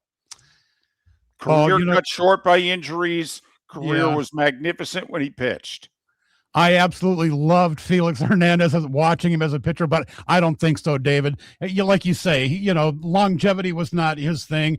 When he was pitching, he was spectacular, but I think he's going to be a no. I'm a no on King Felix as well. Which is unfortunate. Any of these guys, stop me when you think he's a Hall of Famer. Bobby Abreu. No. Jimmy Rollins. No. Omar Vizquel. No. Omar Vizquel's a Hall of Famer, and then we found out that he was a big domestic abuser. But Omar Vizquel's career was a Hall of Fame career, yet he's only getting about 18% of the vote. If he was a football player, he would be in the Hall of Fame. That is the difference between the baseball and football Halls of Fame, and you can decide which one gets it right. But they're holding his off-the-field activity against Omar Vizquel. Here's an up-and-comer who I think has a chance, Rick, to make it to the Hall of Fame by the end of the decade. Dustin Pedroia. He got 12% of the vote his first year. I expect this year Chase Utley and Dustin Pedroia to have big 20+% improvements in their vote totals. Pedroia, another one, was headed to the Hall of Fame before the knee injury. Just throwing that out there. I would love to see Dustin Pedroia in the Hall of Fame. Just what a great player and just a great person for baseball. Miller and Moulton. Mark off today. He will be back tomorrow. Pat Kirwan to join us coming up at the top of the hour. 6 coaching vacancies in the NFL as of now. We'll rank them next. Your roof is your home's first line of defense. At Pelican Roofing of Florida, Ronnie, John, and their team bring years of experience to protect what matters most, your family and your business. From residential repairs to large-scale commercial roofing, we deliver honest work, fair pricing, and quality you can trust. An upgrade on your roof can lower your insurance costs. Don't wait for a leak to turn into a disaster. Call the experts at Pelican Roofing today. 1-866-9-PELICAN. That's 1-866-9-PELICAN. Online at pelicanroofingcompany.com. CCC 1332512. Let's talk the big differences between Floor Meisters and the big box store that sells flooring. Floor Meisters is family owned. They do flooring, not doors, nuts and bolts, or weed killer. They specialize in it. They know it. Floor Meisters backs their installer, so if there's ever an issue, good chance the boss, TJ, will come out and make it right. Floor Meisters prices beat the box stores every day of the week. When you think flooring, think Floor Meisters in Naples. Floormeisters.com. Real people, real prices, real quality selection. The Floor Meisters, just keeping it real. American Paint Supplies, celebrating 30 years in Naples, is proud to be the exclusive Farrow & Ball dealer in Southwest Florida. The best thing to come from the UK since the Beatles, Farrow & Ball has the colors and paints at American Paint Supplies. See why all the designers and painters choose Farrow & Ball. For 30 years, American Paint Supplies provides the perfect pairing of service and expertise on 6100 Shirley Street in Naples off of Pine Ridge or online at AmericanPaintSupplies.net. American Paint Supplies is your one-stop shop for all your coating needs. The Cape Coral Police Department is growing, and they want you to be a part of it. They're hiring new officers. Starting pay is between $74,000 and $90,000, depending on your experience. And with a $10,000 hiring bonus, you could be making $100,000. Enjoy paid holidays, off-duty details, plenty of OT opportunities. They're also hiring dispatchers and professional staff. So go to CapeCops.com. CapeCops.com. Be brave, be best, be Cape. This is Miller and Moulton.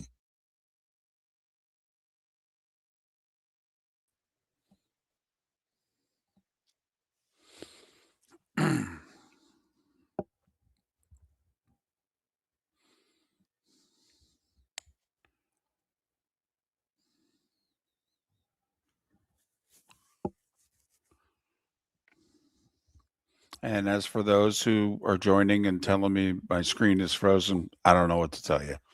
I've literally disconnected from the internet. I've disconnected from StreamYard. I've hooked back in twice. This is it. Don't know what to tell you. Don't know what's going on.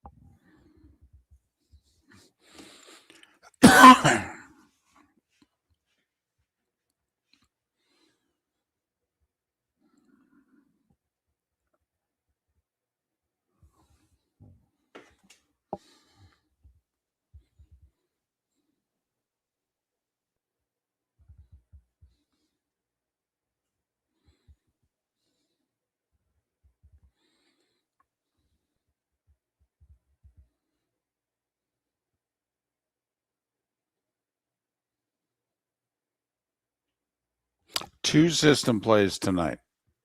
Two system plays. Michigan at Penn State.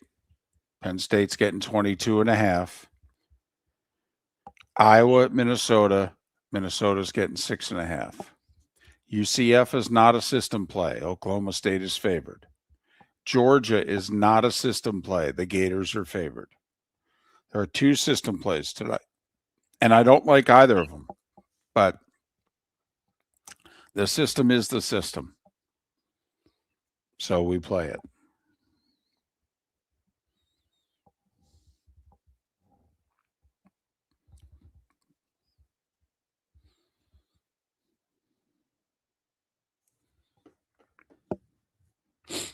Mm-hmm.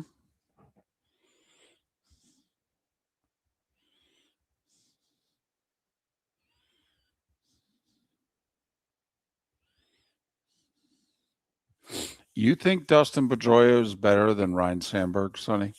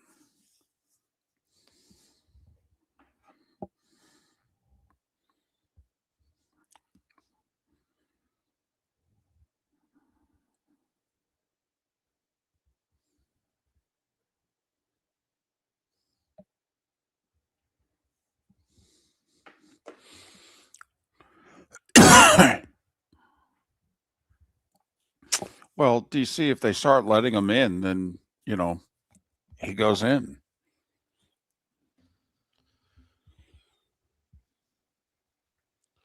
It's like the camera's back. Effing internet. Don't know what to say. All right. All right, coming back in about 10 seconds.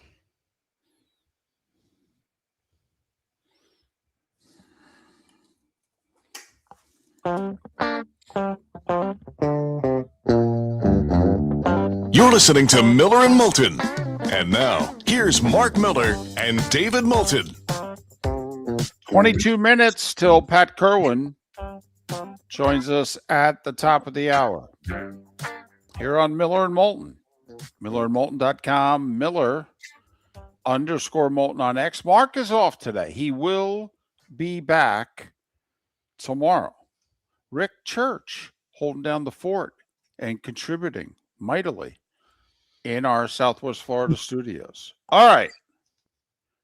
6 current job openings, Mr. Church. 6 in the NFL. Yep. First off, do you agree with me that you think there will be more? Yes. I mean, I think Todd Bowles is certainly one that's a possibility. I think John Harbaugh is one that's a possibility. As silly as it seems, but yeah. I also think Mike McDaniel is very much in play. Anytime you're going to have a new GM, I think the coach is in play. We all know the owner wants to keep him. Yep, Stephen Ross loves him. So it basically will be who he hires as general manager, because some guys are going to be like, yeah, I'm fine with it. And some guys interviewing are going to be like, no, I want a new coach. So we'll see. All right. Of the 6 current vacancies, grade them. Tennessee, A to F as a job right now. By the way, the Titans with $113 million in salary cap space. I will try to give you as much of that information as I can when you're all deciding how good of a job is this. We know they've got draft capital because of where they're going to be drafting, and $113 million in cap space as of now. Grade the job opening, Tennessee, A to F. I give that one about a B-, David. I think, like you said, you got Cam Ward too, who started to show, a lot of life in the second half of the season. You got a potential for a good young quarterback, and like you said, a lot of if the owner is willing to, spend that cap money, and that's the question. Well, no. I'm not worried about her spending it. I'm just worried about her. Okay. Because Rick, I agree with you. Like, I'm in on Cam Ward. I like him. I'm still in on Cam Ward. I'm in on my draft positioning. I'm in on my salary cap space. I'm moving into a new stadium in 2 years. There's a lot going for me. The owner right now is one of the 3 worst in the league. And so to me, I'm adding everything up and it adds up to a BB plus. And then how much does somebody who I think is the worst owner in the league, does that drag it all the way down to an F? Does it drag it to a D? Does it drag it to a C? I mean, she fired Mike Vrabel. Okay. I mean, it's why, Rick, to me, it's a D job because of her. Fair enough. That's why I said if the owner, right. Right. So you you're hope for the B best. minus, you're B a minus Yeah. because you're hopeful. Hopeful. Okay. Fair enough. And a lot of positives there. Well, and you're a nicer person than I am. You're more hopeful than I am. Vegas. We know where they're drafting. Second most salary cap space available. And they haven't even traded Max Crosby yet.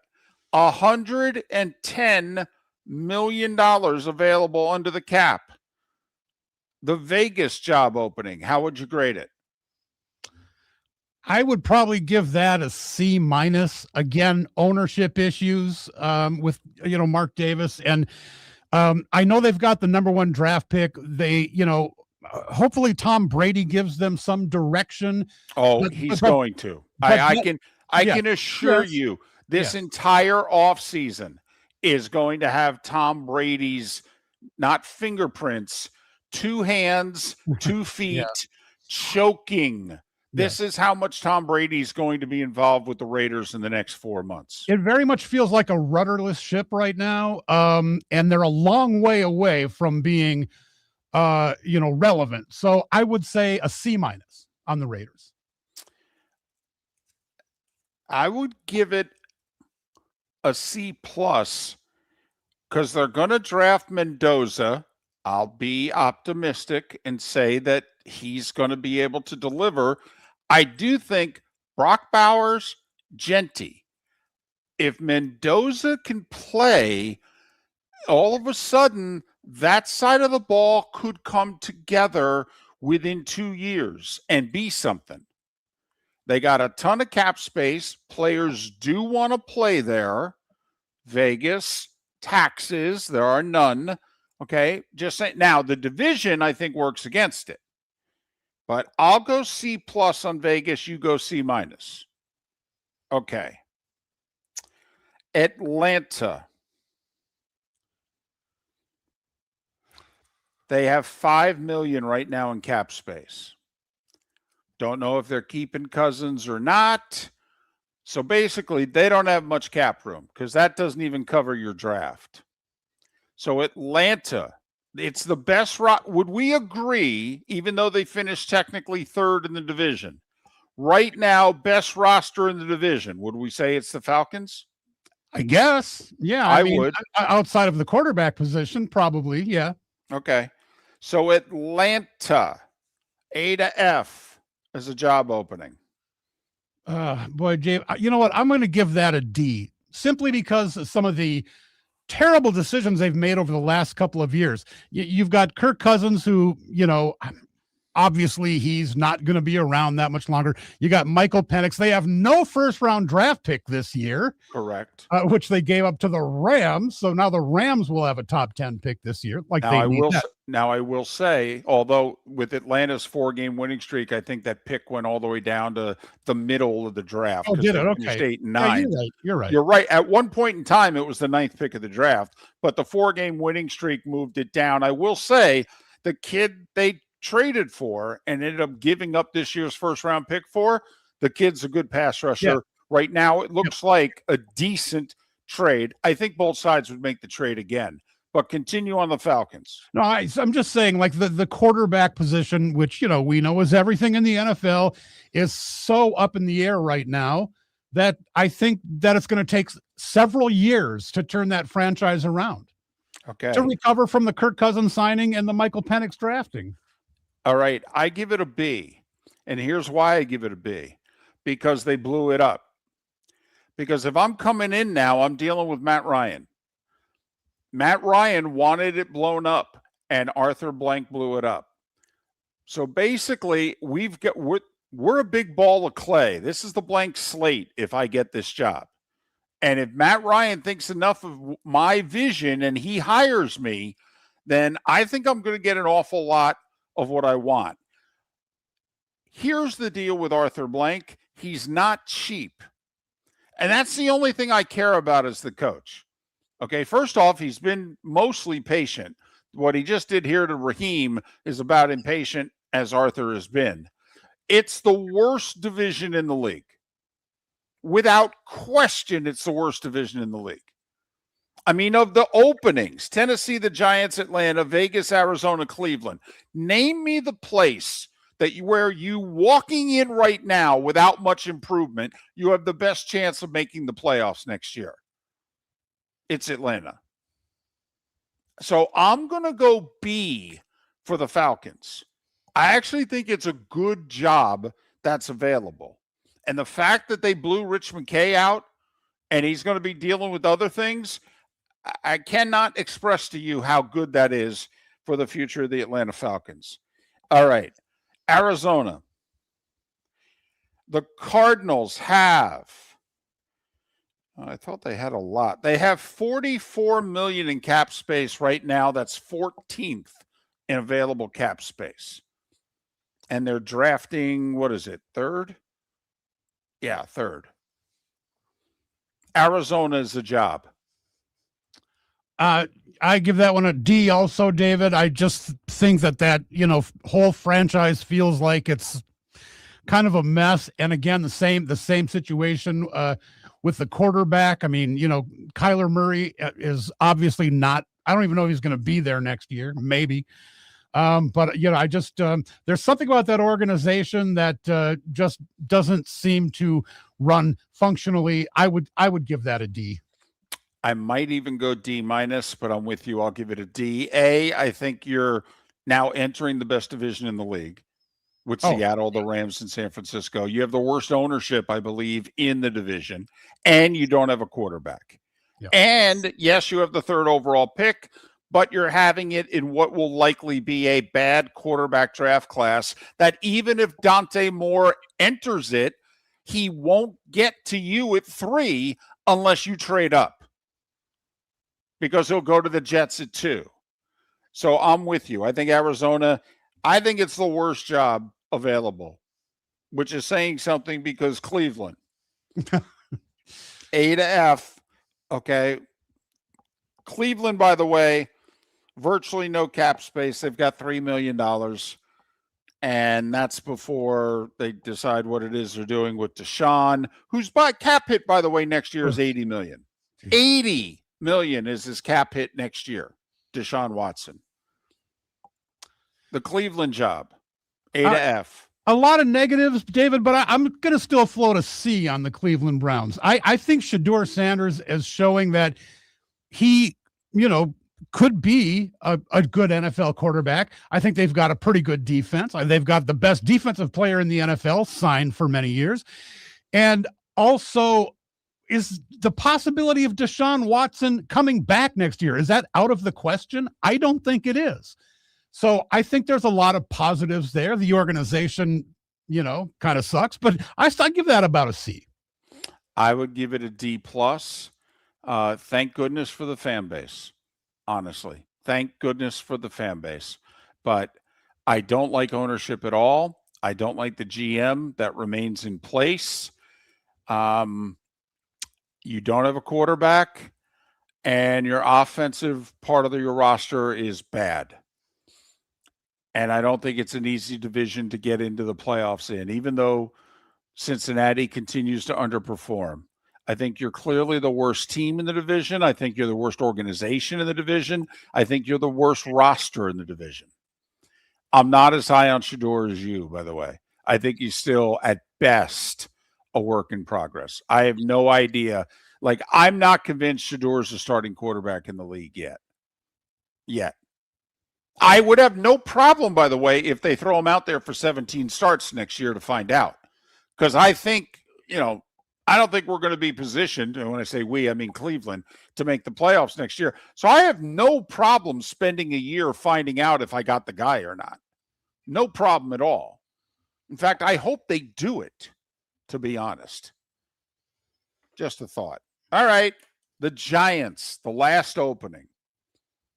The Giants, let me look cap-wise. The Giants are 19th. They got about $18 million, which is not a lot, especially when you consider their deficiencies.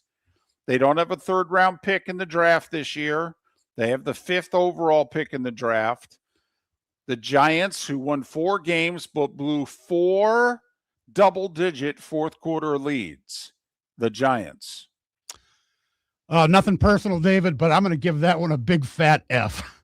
I mean, the ownership situation to me is bad.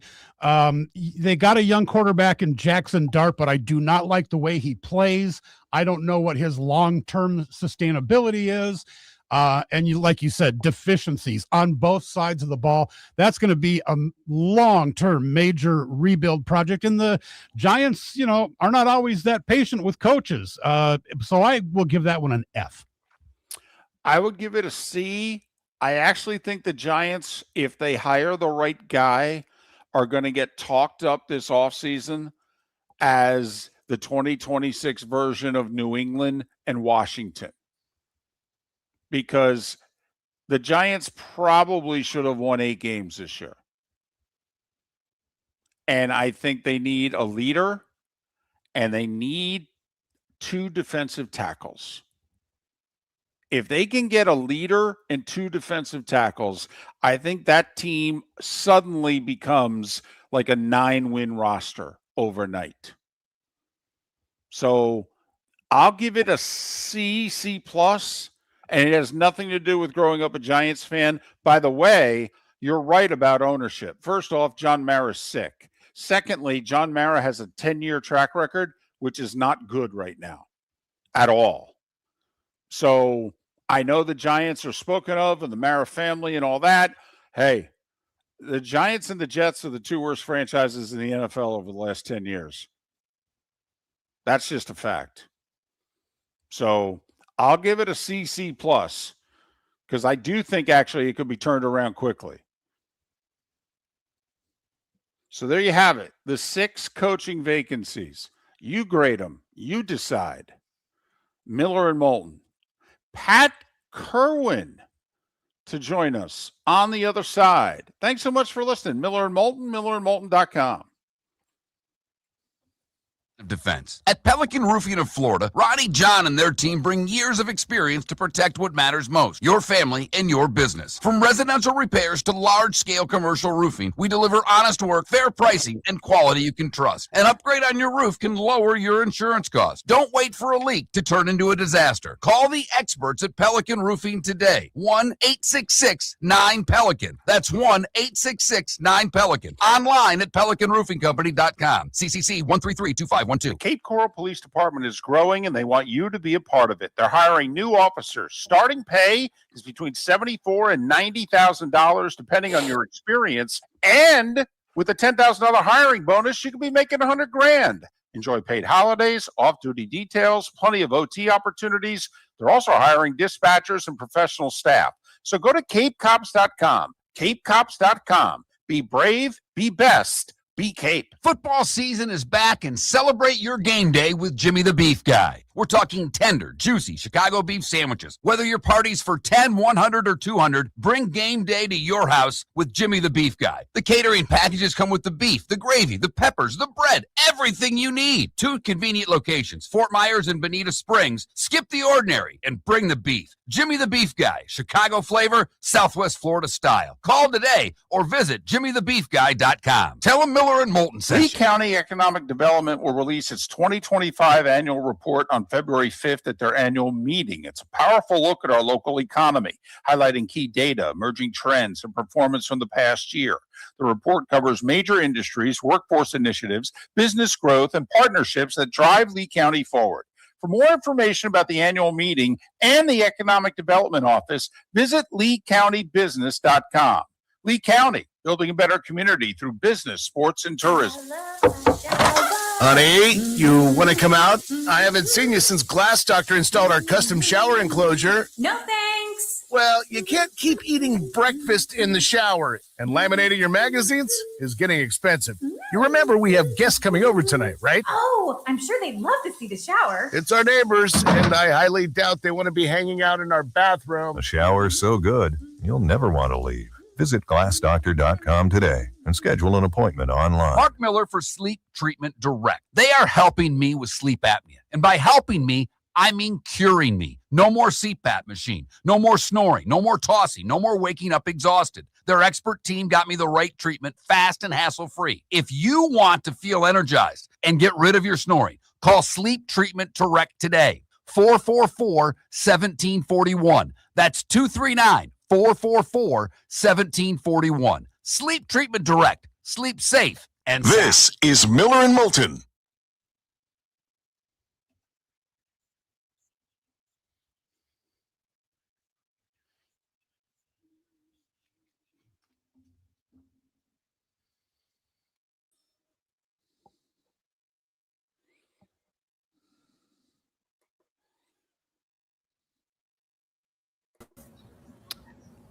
Good morning, Pat. Good morning. How are you, boys? Good. Mark is off today. That's Rick Church, who you see watching on screen. Good morning.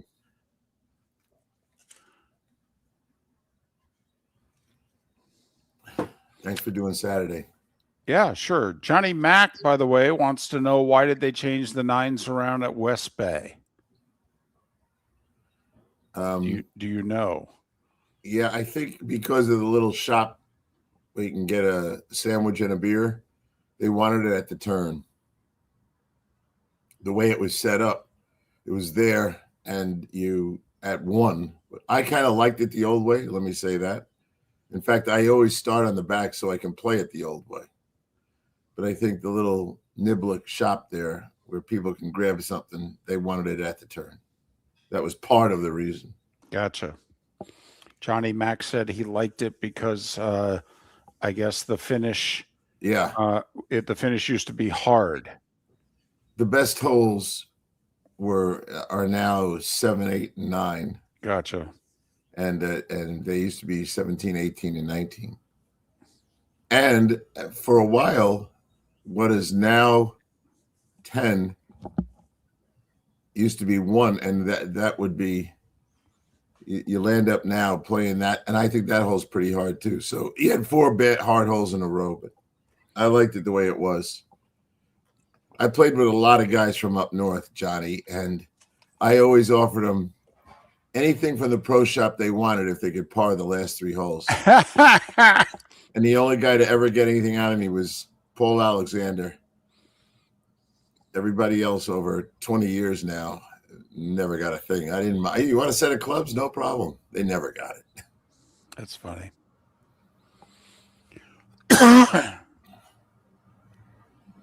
Oh, yesterday, you're not in this area now, but I was having a year of smooth flights where they at least were landing in Fort Myers. Yesterday, it was so fogged, we had to circle for an hour, and then we went to Sarasota as we were running out of gas. Oh, wow. And sit and get Sarasota till the fog lifted. Well, I had a nightmare getting home from San Francisco. I had gone 9 for 9 in West Coast travel until Sunday. Mm. So yeah, I got that flight from the Super Bowl, San Francisco back here. Did you fly Delta or did you fly American? No, I was on American, which I hate. American through Dallas instead of Delta through Atlanta, and I only did it because of what time the flights were available after the game. Yeah, and that was part of my consideration too, and I ended up on the Delta one because I'm leaving Friday after the last show. I don't need to stay for the game. It's not our game at CBS, so I'm out of there. Well, that's good also because your show's done at 4:00 local time, so you should be able to get a good flight. Yeah. And I do the post-game show from home, and I actually have a better opportunity. I'm not talking to anybody. I've got all my charts out. Right. I can actually feel like I did a better job at the post-game. Coming up in about 10 seconds. All right. I didn't even know you spoke back there. How you doing? I'm doing good. Good. Thanks.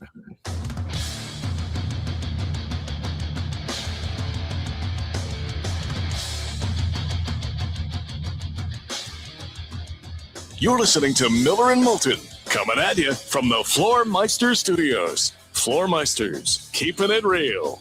And now, here's Mark Miller and David Moulton. Halfway home in Jacksonville, Tampa, St. Pete, and Fort Myers, Naples. Final hour of the show. Port Charlotte, Venice, and surrounding areas. Live Oak Lake City and surrounding areas. Miller and Moulton, millerandmoulton.com, Miller_Moulton on X. Mark off today. Back tomorrow. Rick Church filling in, holding down the fort, and then some in our Southwest Florida studios. It's that day and time where Pat Kirwan joins us. NFL Radio's Moving the Chains, CBS's NFL Today show. Pat joining us once again, courtesy of Pinchers. Tampa to Key West, over a dozen locations in between. Pinchers, where you can't fake fresh. How you doing?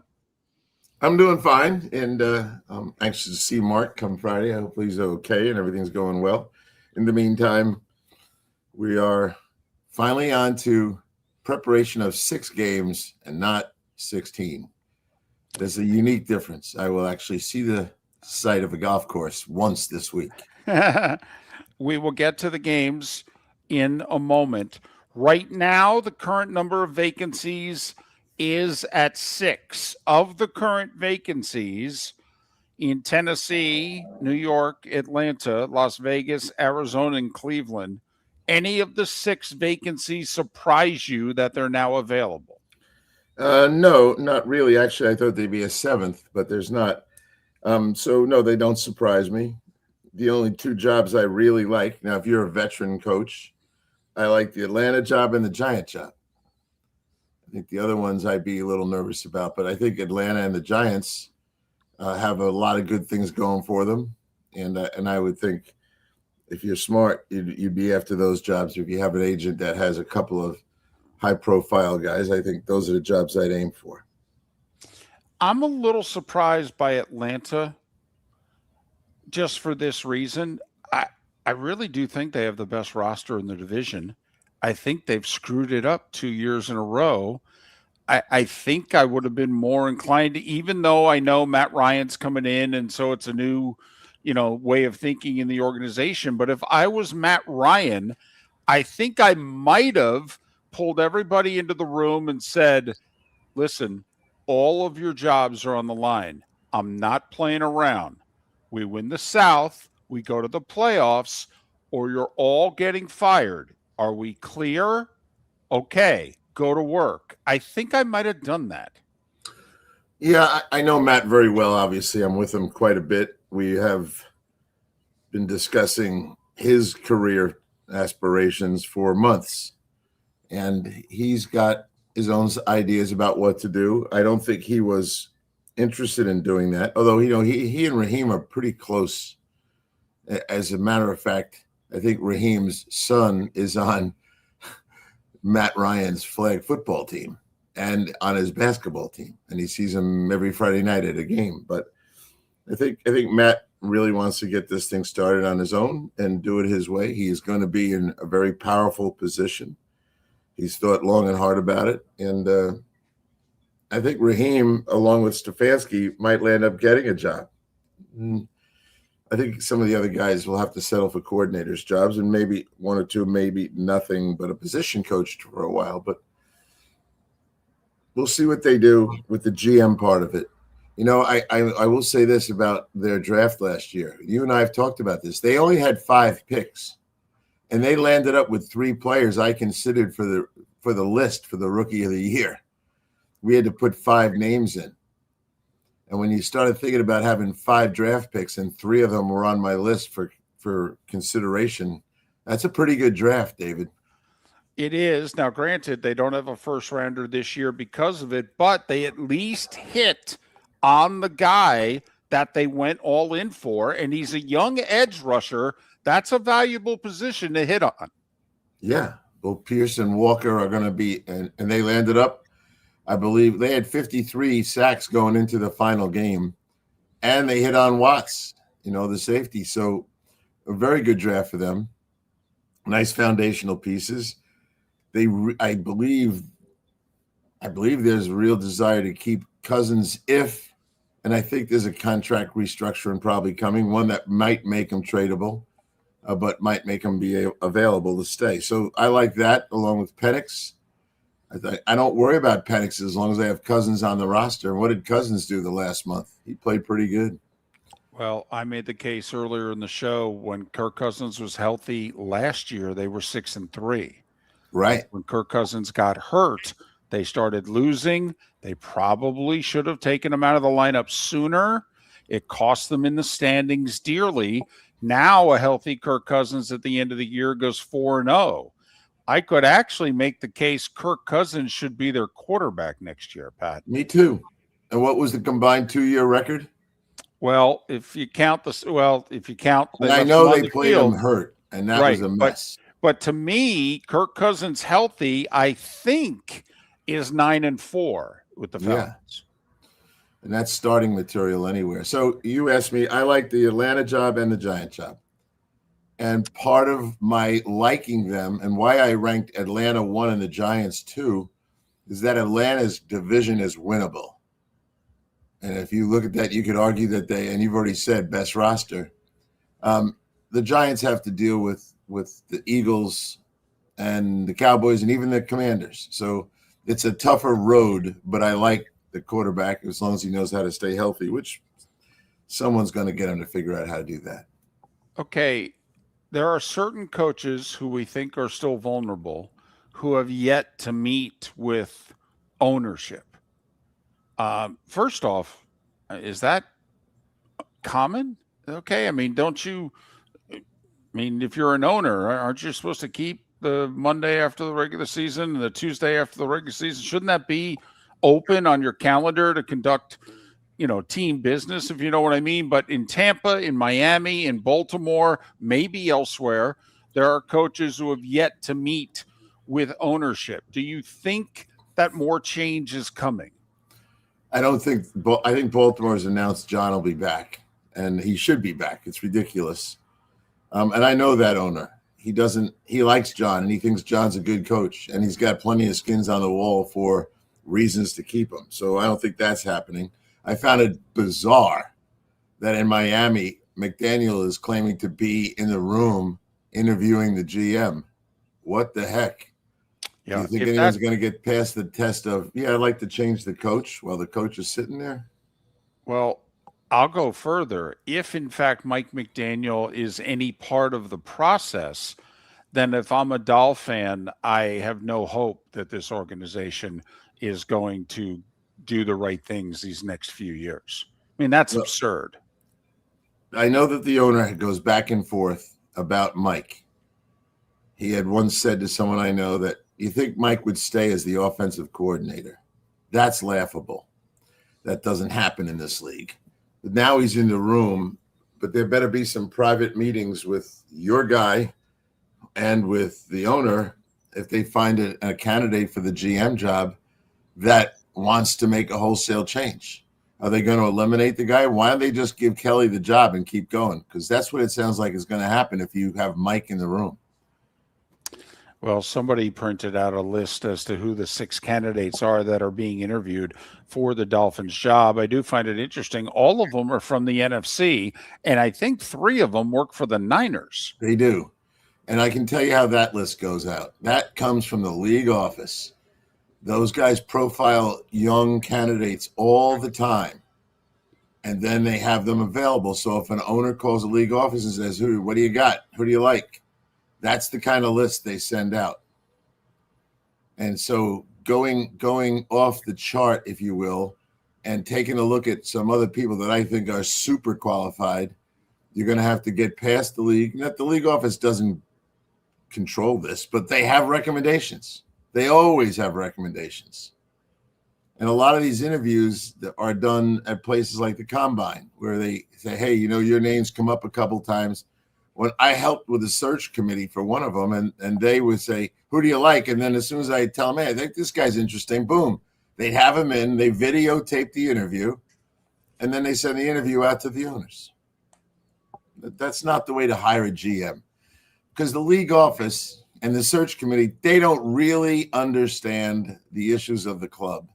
But people have been hired that way. I would hope that Troy, who's brilliant, guy knows what's going on and how to win, has a strong say and is going to be available, as I said to you before, to be in the interviews. If he's just talking to the owner about, hey, well, who'd you like today? And forget it. He needs to be in an interview room, and he needs to be asking really tough questions. I don't think I want to ask this question now because we're going to break in a couple of minutes. So I think I'll save it until after the break. But how long does an interview usually go with a GM candidate? Is it all day? Is it all morning? I mean, how long does it take to interview someone to be your general manager? Well, the first wave of interviews, let's call it 6 guys. They should be 1 a day, all day, dinner at night, put the guy to bed, regroup as the committee, think about what you're still not sure of, have a breakfast meeting with that guy, and bang the last 2 questions out before you send him home. Then get it down to 2 and bring him back. So these are multiple, this is weeks. If you want to do it right, but I think the 2 of us understand how many teams don't do it right. Is there any problem like, only 2 organizations have buys? Is it a problem interviewing someone when the team is still playing, or if it's a front office position, is that okay? It's never okay. And I've said this to you before on this show, and I am not going to ever win my case, but you absolutely should be allowed to hire the new head coach or the new GM from another team still in the playoffs. And I'll give a couple of examples why you should be able to. A, it protects the club.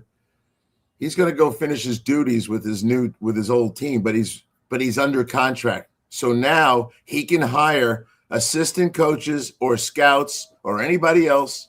And if you don't do that, these guys are reluctant to go when they know he's not under contract yet. Number 2, the club. Look at the Colts. They got burned.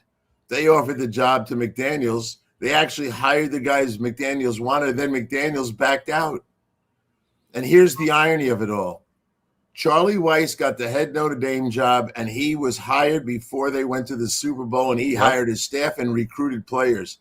On the same staff, Romeo Crennel got the Cleveland job and wasn't allowed to do anything because they were in the Super Bowl. It's ridiculous. He's Pat Kirwan. NFL Radio's Moving the Chains, which is weekdays 3 to 7, Saturdays 2 to 5. This Saturday, it'll be 1 to 4, and I'll be co-hosting with Pat Kirwan. Yes. Your roof is your home's first line of defense. At Pelican Roofing of Florida, Ronnie, John, and their team bring years of experience to protect what matters most, your family and your business. From residential repairs to large-scale commercial roofing, we deliver honest work, fair pricing, and quality you can trust. An upgrade on your roof can lower your insurance costs. Don't wait for a leak to turn into a disaster. Call the experts at Pelican Roofing today. 1-866-9-PELICAN. That's 1-866-9-PELICAN. Online at pelicanroofingcompany.com. CCC 1332512. Lee County Economic Development will release its 2025 annual report on February 5th at their annual meeting. It's a powerful look at our local economy, highlighting key data, emerging trends, and performance from the past year. The report covers major industries, workforce initiatives, business growth, and partnerships that drive Lee County forward. For more information about the annual meeting and the Economic Development Office, visit LeeCountyBusiness.com. Lee County, building a better community through business, sports, and tourism. American Paint Supplies, for nearly 30 years, is your one-stop shop for all your coating needs. If you are a designer, a contractor, a professional painter, or a weekend warrior, American Paint Supplies is the place where experts go to get expert solutions. At 6100 Shirley Street in Naples off of Pine Ridge, American Paint Supplies delivers the best solutions with the best products with the best support. Meet Gene and his team today at American Paint Supplies. Call 239-566-2700. That's 566-2700 or online at AmericanPaintSupplies.net. Let's talk the big differences between Floor Meisters and the big box store that sells flooring. Floor Meisters is family owned. They do flooring, not doors, nuts and bolts, or weed killer. They specialize in it. They know it. Floor Meisters backs their installer. So if there's ever an issue, good chance the boss, TJ, will come out and make it right. Floor Meister's prices beat the box stores every day of the week. When you think flooring, think Floor Meisters in Naples. FloorMeisters.com. Real people, real prices, real quality selection. The Floor Meisters, just keeping it real. This is Miller and Moulton.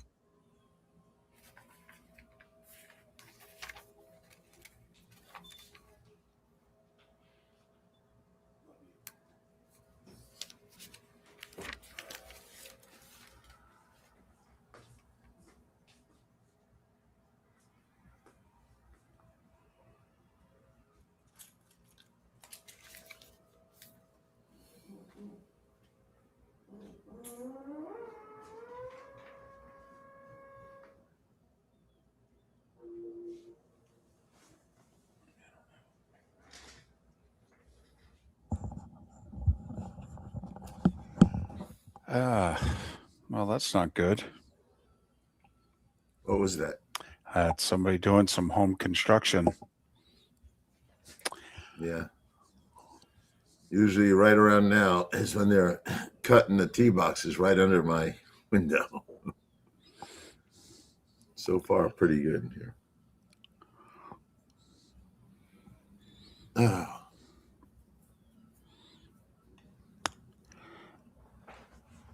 So I got to ask this question, and here's my answer. The question was, how many teams found their quarterback this year? I said New Orleans, Tennessee, Cleveland, that was a ringer, Giants, Indy, and Minnesota. And Minnesota, I put on and then it was, hey, how many didn't find their quarterback? So I put Minnesota on that list and took them off the real list. So did not find their quarterback yet. The Raiders, the Jets, the Cardinals, and the Vikings. Now, I put the Minnesota in both really just see if I could stir up some action. And the Cleveland thing, I thought that would really get people talking. But do you agree that New Orleans, Tennessee, the Giants, Cleveland, and Indy found their quarterback? Indy's got to sign theirs, but I don't know about Cleveland. Me either. That's why I put them in there, just to stir it up. I think, though, for cap reasons, I actually think they should play either Shador or Dillon next year. Eat the final $80 million on Deshaun, whether you keep him on the roster or not. Just eat it, and worry about the rest of the roster. You don't have any receivers. You don't have any running backs. Yep. Okay. Put an infrastructure around whoever the next quarterback's going to be. Well, and I'd say this. I would have Shador and Dillon playing. I'd play both of them because I'm not sure either one of them is the guy, but I have a whole year to clarify who's the best of the two. Right. Also, this is not a good quarterback draft class. I would not necessarily look to this draft to find my quarterback of the future. I did call Kevin and told him a couple of my friends, namely you, I congratulated his departure. Yes. Just congratulations, Kevin. Kevin will be fine. Yes, he will. How about that owner? Apparently, I guess they blame Kevin for Deshaun Watson. That's interesting. No one else took the blame. That is interesting.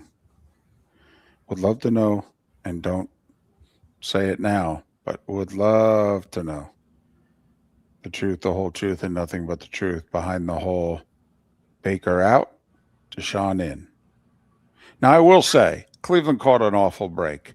I mean, Deshaun may have been damaged goods off the field, but he wasn't damaged goods on the field. And then they got him, and he became damaged goods on the field. I mean, they did catch a bad break, but the contract was absurd at the time and is worse now. And the contract extension should have gotten the GM fired. Yes, absolutely. But Kev can go somewhere else. I said, if you don't get a head coaching job, call up Detroit and say you want to be the OC. Well, I was going to say there's a few plays. Now, once again, I'd like to know the Baker situation, because could he go to Tampa Bay and be OC, or is that just not a good relationship because of how it ended? But yeah, I don't think that would. Places. Yeah, I would say we're not seeing him in Tampa. Yeah. About 10 seconds, fellas. All right.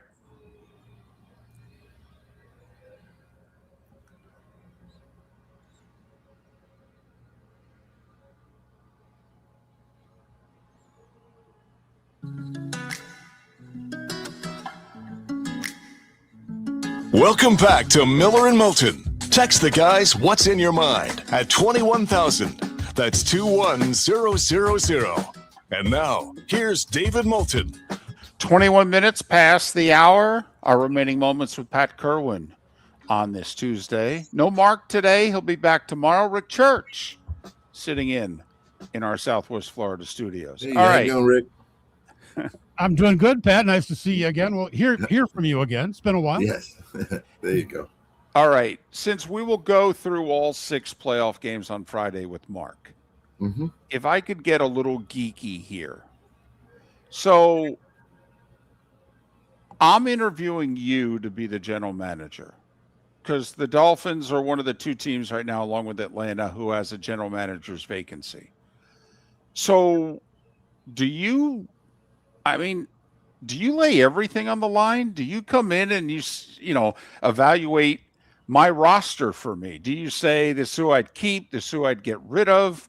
Okay. I mean, do you just lay it all on the line? How in the world do these interviews go? If you told me time-wise how much time should be spent, but from the candidate, somebody coming in from another organization, do they come in and just tell me how it goes? Yeah, well, there's lots of subjects. They have to all be covered individually, and there'll be overlap, but you're going to have to find, is the guy coming in from the bean counter world? Is he a business guy? Okay, well, you have to convince me you have strengths in the personnel end or answers to who's going to handle it. If you're coming in as a personnel guy, do you understand the cap totally? Do you understand how to use the cap? I want examples. So there's a financial piece to the general manager. There's also a piece about knowledge of coaches. So sooner or later, you are going to be responsible to evaluate coaches and terminate and hire. How do you feel about all that stuff? Okay, hold on. So let's just say we'll do the Dolphins since they have an opening. Do I get asked, let's just say you're now the Dolphins and I'm the candidate. Do you ask me about Mike McDaniel and I go, oh, I'd fire him? Okay, and here's the list, my top 5 list of guys that I want. I would absolutely start it with that. Let's get the Rocky boat in the water and handling the real subject. No elephants in the room, no hiding a subject. Hey, Mike is sitting here today as an invitation from the owner, but we need to hear your philosophy on structure. And right. do you feel And so I would say, listen, he's had 4 years. That's plenty of time in this league, and things are going worse. Okay. And whatever his involvement was in Tua, wanting him, keeping him, extending him, what have you, basing the offense around him, it didn't work out. Okay. Therefore, I can't trust him that with my next guy, it's going to work out. All right. And I personally, with the Dolphins, would say I'm going to take the Tua cap hit. I'm going to take the Tyreek cap hit. I still have this hit. I'm going to have $120 million potentially in dead cap money this year. So I'm playing Quinn Ewers in 2026, and I want to re-sign Paul, the left tackle, Achane, this guy, and this guy. Do I lay my cards out like that in the interview? You have to. I have to know who I'm hiring. We don't need any secrets after the interview process. And you have to lay out everything you're going to do if you're the man in charge. And sometimes some people have to come to grips with the GM candidate is interviewing you. This is what I would do if I was your GM. If you don't play hardball and expel out, as you like to say, everything you're going to do, then you're not a candidate. And if you say things or I say things to you, you're the owner and I'm the candidate in the room, and you don't like what I say, well, you're not going to hire me anyway. But do I want a job? Do I want to win the job by deceiving the owner with a bunch of soft answers? No. The owner should be wanting the truth. The other thing is the evaluation of the team. Now, I remember helping even Ron Wolf get ready for his Packer interview. Those were interesting times for me. Ron walked in there and had a grade on every player on the team, keepers and non-keepers. he was very well prepared to digest the roster in front of everyone who was in that room. And there were people in that room that had different opinions of the roster. Some thought it was very good and we just need a coach or whatever. So the guy who comes into the Miami room's got to be brutally honest.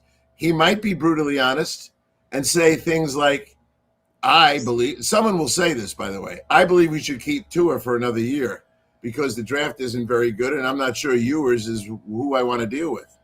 Someone's going to say that. The owner might like that answer. I don't think you should say it because you want to win the owner over. But there's going to be guys who look at Tua's performance and say, I could win enough games with this guy to get this thing rolling since I got to pay him anyway. Now, you don't agree with that. So you, the owner, would not like that answer. But I promise you, there'll be a candidate or two that are going to cite examples of that. Okay. If I'm interviewing for the Dolphins job, and like you said, there's a part where I'm interviewing them. So let's just say I generically ask, what's your structure? And they tell me how involved the owner is. Is it okay if I say, yeah, I got to be honest with you, I'm not comfortable with this. I want one guy. Like I would say, I want Dan Marino to be my liaison. I would look at Mr. Ross and go, after games in the locker room, fine. But I don't want calls from you. I don't want attaboys from you. I don't. Okay. Go through Dan. Okay. Have Dan come to me. I don't want you, your son-in-law, your business guy. I'll deal with Dan. Does that get me on the plane within an hour or is that okay? Well, it is. It might not be okay with that owner. He sounds like he's trying to groom somebody younger for the job of ownership someday.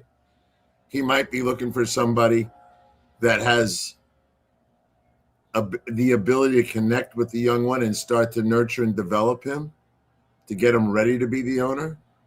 I think that's going on for sure at one place that I know of, that's what they want. They want that connection being made. But so if you don't do your homework before you go in for the interview, you're not going to know all the hot buttons. You do know the big basic concepts that have to be covered: the roster, the coaching staff, the budget, the cap issues, and you have to have answers to what you would do with this roster. And you better know the division inside out. And if you keep referencing what you did in California at the 49ers, that's what you're going to do.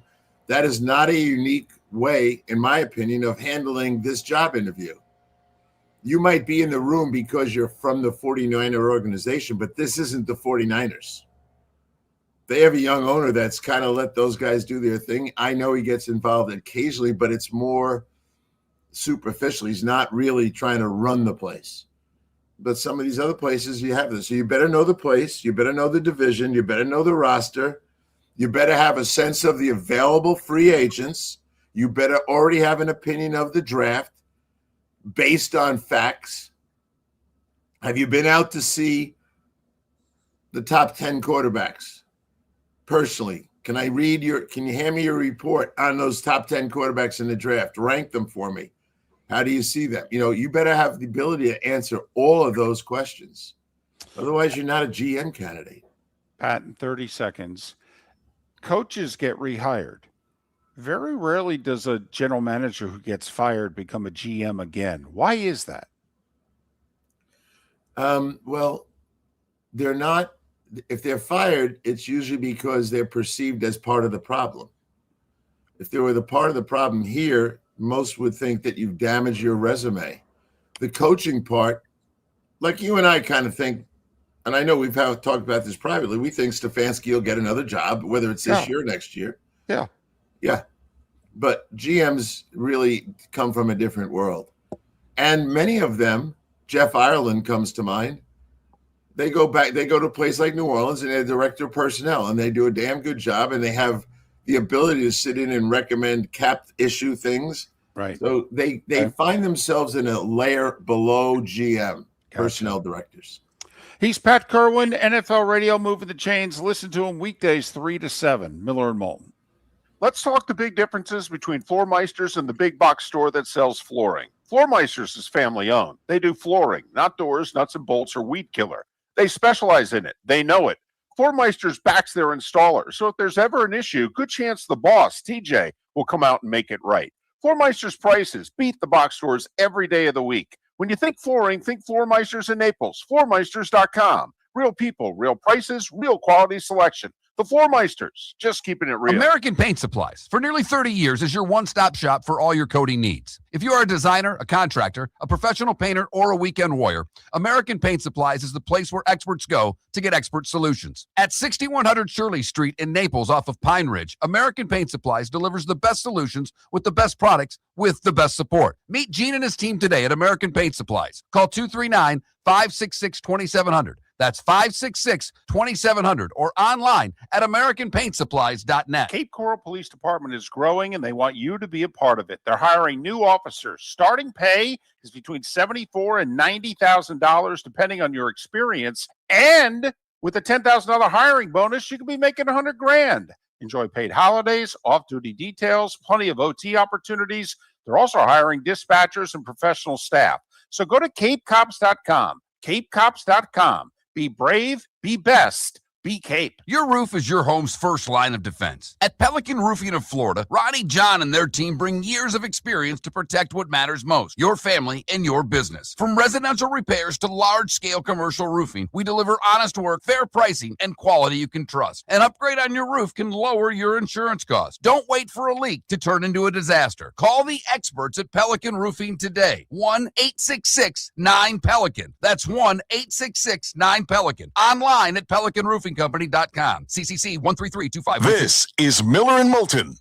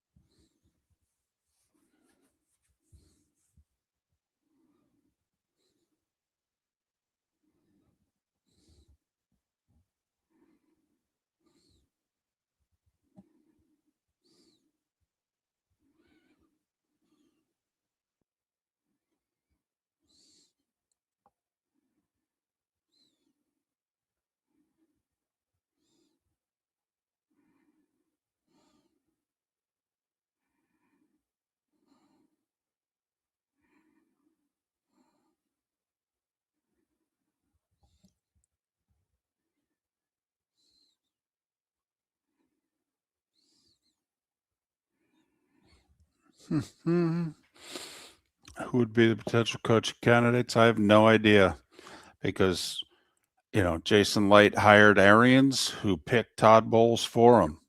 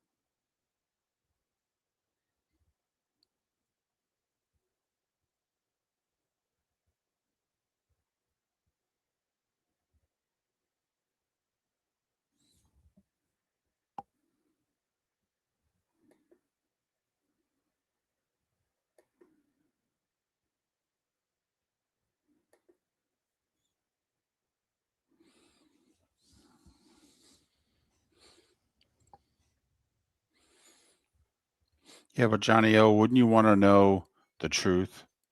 Like 3 years ago, who was behind it? 10 seconds.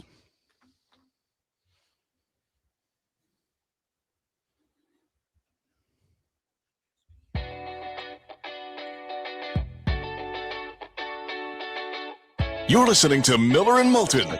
And now, here's Mark Miller and David Moulton. 22 minutes till the top of the hour. Mark is off today. He'll be back tomorrow. Rick Church, sitting in our Southwest Florida studios, producing, co-hosting. Rick, thanks for being here. Appreciate it. Always my pleasure, David. Question before I get into some specifics. Your college football fandom, you turned off at all by what's going on right now, or the newbies, if you will, that are in the playoff? Have you actually found yourself more interested this season and at the end of the season than in past years? I love it. I mean, I love it. We've got true parity in college football now, thanks to money.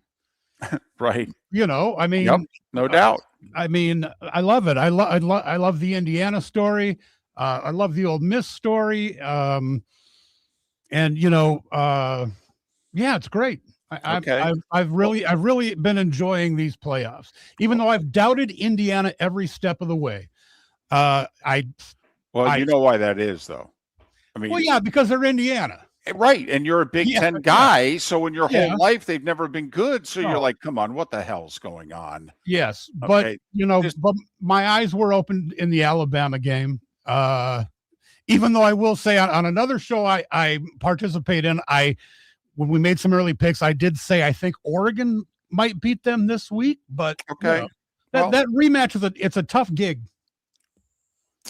The reason I asked, first off, because I didn't know your answer and I was curious, but also I want to get into a favorite topic of this show, which may not be a favorite topic of most shows, which is the television ratings. So the TV ratings are really good this bowl season. Remember all the talk heading into the bowls? Season's too long. These minor bowls, hell, teams don't even want to play in them. Okay, I'm not interested in any of these bowl games. 24 million people watched Indiana beat Alabama by 5 touchdowns. 24 million people. That's a monster Rose Bowl rating. Monster. The college football quarterfinal ratings, Rick, were up 14% from last year.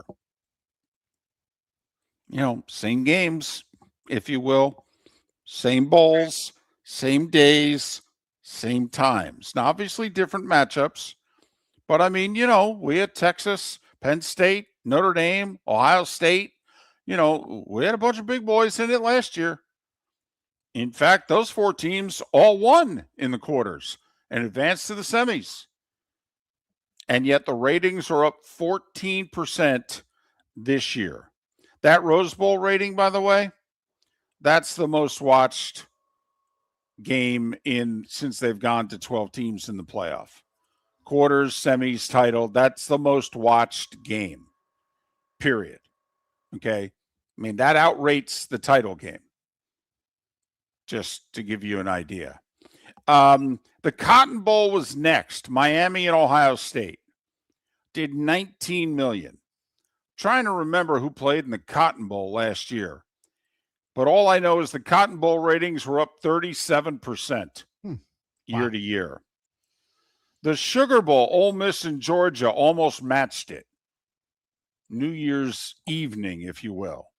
Just under 19 million. Sugar Bowl ratings up 18% from last year. The only bowl game that, the Oregon-Texas Tech dull game played early in the afternoon, it did 16 million people. So, college football doing really well. Now, that's just the quarterfinals. You may wonder, yeah, but what about the bowl games? What about the bowl games?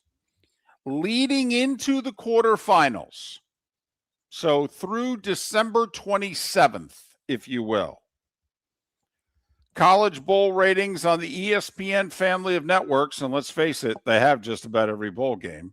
I mean, CBS is the Sun Bowl, and Fox, I think, has 1, maybe 2 games. So, I mean, if you're going to look into bowl ratings, you've got to look into ESPN and their family of networks. Yeah, bowl ratings are up 13%. Do you know how many people watch the Pop-Tarts Bowl? Okay. A lot. The Pop-Tarts Bowl. Now, remember, Notre Dame said, no. Not interested. I mean, what did we get? We got what? BYU, Georgia Tech? Not a bad matchup. No, not at all. Not at all. BYU, top 12 team in the country. And Georgia Tech nearly played for the ACC championship. Yeah. Just under 9 million people watch the Pop-Tarts Bowl. It's the best non-playoff college football bowl rating in 6 years for any game. Any game. 9 million. Just under it for the Pop-Tarts Bowl. I don't even know who played in the Bad Boy Mowers Pinstripe Bowl. Oh, yes, I do. It was Penn State and Clemson. Syracuse, or Clemson. Yeah, that's right. Clemson. Penn State and Clemson. The Yankee Stadium game. Right. By the way, not artistically pleasing of a game. Offense struggled for most of the first 3 quarters. And 2 horribly disappointing teams over the course of the season. 2 teams that were ranked in the top 5 at the beginning of the year and were non-existent. Right. The one team was 6-6. The other was 7-5. They were both preseason top 5. 7.6 million people. Needless to say, they haven't had close to that many people ever watch the Pinstripe Bowl before. The Tax Slayer Gator Bowl. Best rating since 2009. We did that game. That was Bobby Bowden's last game. It was Florida State, West Virginia, I believe. Yeah. So the Gator Bowl, which I don't even think was that good of a game. Yeah, did 6 million. The Rate Bowl, highest rated game in 14 years. LA Bowl, highest rated game on record. The First Responder Bowl, highest rated game on record. The Hawaii Bowl, best in 12 years. You're getting the idea here. By the way, of all these bowl games that I've mentioned, the Hawaii Bowl did around 3 million people. Trust me, CBS would take 3 million as an average viewing for their Big Ten games this year. And I'm being serious. That's about what CBS is getting, 330 right now, televised in the Big Ten. And that's what the Hawaii Bowl got. So for those of us, and I am one of them, who wants a lot of these games to go away, there's too many of them. Enough already. I want on-campus playoff games. I want these quarterfinal games on campus. I'm willing to have the semis and the final neutral site because I think fan bases will travel to those games. They'll spend the money. The tickets will be sold. But this is up to December 27th. So I don't know what the Sun Bowl did or, the Texas-Michigan game on New Year's Eve. I don't know. I don't have those in front of me. Obviously, I can look them up. But, Rick? So yes. if you're ESPN, well, you going to keep paying for these bowl games when you're getting this as your audience? Do you know how many people watch your nightly NHL game that you televise on a Tuesday, Wednesday night? Not that many. About 545,000. You know why ESPN will keep paying for these bowls? Because ESPN will be promoting their gambling app. And I don't mean to sound too cynical, David, but I think that is a huge influence on why these games are so popular, because people love betting on them. Well, maybe. I mean, Rick, I think one of the obvious reasons as to why the sports TV ratings game, there seems to be more people watching than ever before is, well, the rating services have now figured out more ways to track those that are watching. I mean, you and I know, we've talked about this for the 25 years we've known one another. We've worked in sports radio together. We've always felt that the sports radio audience was the toughest audience for Arbitron to track. Why? Well, most of the sports radio audience is working. Okay. And the way they track listeners, they're the toughest people to reach.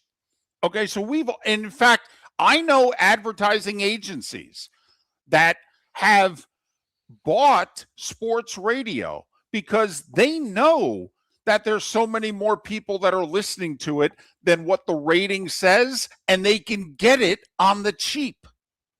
And they know they're getting a huge bang for their buck, as opposed to having to pay for the actual audience. And I do think we're finally getting in the ballpark of accurately tracking all the people that are watching sports. And even though, Rick, ESPN got away with their gambling app, so to speak, they're now partners with, I think it's DraftKings. Right. They did change partners. Yep. Right. So it's the same thing. They're still promoting gambling. Yes. And David, I agree with you. Like, as far as those other bowl games, I don't know if they need to go away, but what I'm seeing is obviously there's going to be more expansion in the college football playoff. Like it or not, it's going to continue to expand. And one thing the bowl playoffs really need to do is get rid of those 25 day layoffs for the teams that get buys, because of course, we all know, what are we right now? 1-7, the record right of the bye teams for the bye teams over the last 2 years. Right. So what I foresee is them maybe eliminating some of those bowl games. And I agree, there should be more home field, reward in the college football playoff. But when they expand, I think you'll see many of those bowls go away because there will be more playoff games. Okay. But right now, for those of us that want more home games in the quarterfinals, look at these numbers. Look at these numbers. Look at the dates and times that these games are airing Look at the ratings. Look at the 2 weeks of bowl games leading up to the quarterfinals. Look at the numbers. I mean, the quarterfinal ratings are up over 14%. The bowl games are up over 13%. Now, do you still go forward with, I mean, if you're ESPN, there's a reason you subsidize these bowls for just this reason. People are watching you. Yeah. I mean, do you know what those talking head shows do? Stephen A. Smith is the second best talking head show that ESPN has from a rating standpoint. He does 600,000. PTI is the number one rated talking head show on ESPN. It does like 800,000. You know, all that NFL Live, college football live, what have you, 400,000 people. I mean, do I have to go through the Hawaii Bowl again? 2.7 million. I mean, seriously, that's almost a week of Stephen A. Smith. A Hawaii Bowl right there. So to think that ESPN is not going to keep subsidizing these bowls, by the way, it's in mid to late December. You know, the holidays, holiday parties, people out shopping, thinking about things, you know, Christmas, Santa, the whole deal, family. Big Right. NFL games spread out all over the place. Exactly. The NFL Thursdays, Saturdays. Yeah. trying desperately to harpoon college football. Right. Uh-huh. Never mind NBA, NHL, anything else competing with it. So if the dollar sign always does the talking, if the ratings always do the talking, college football's had a good month.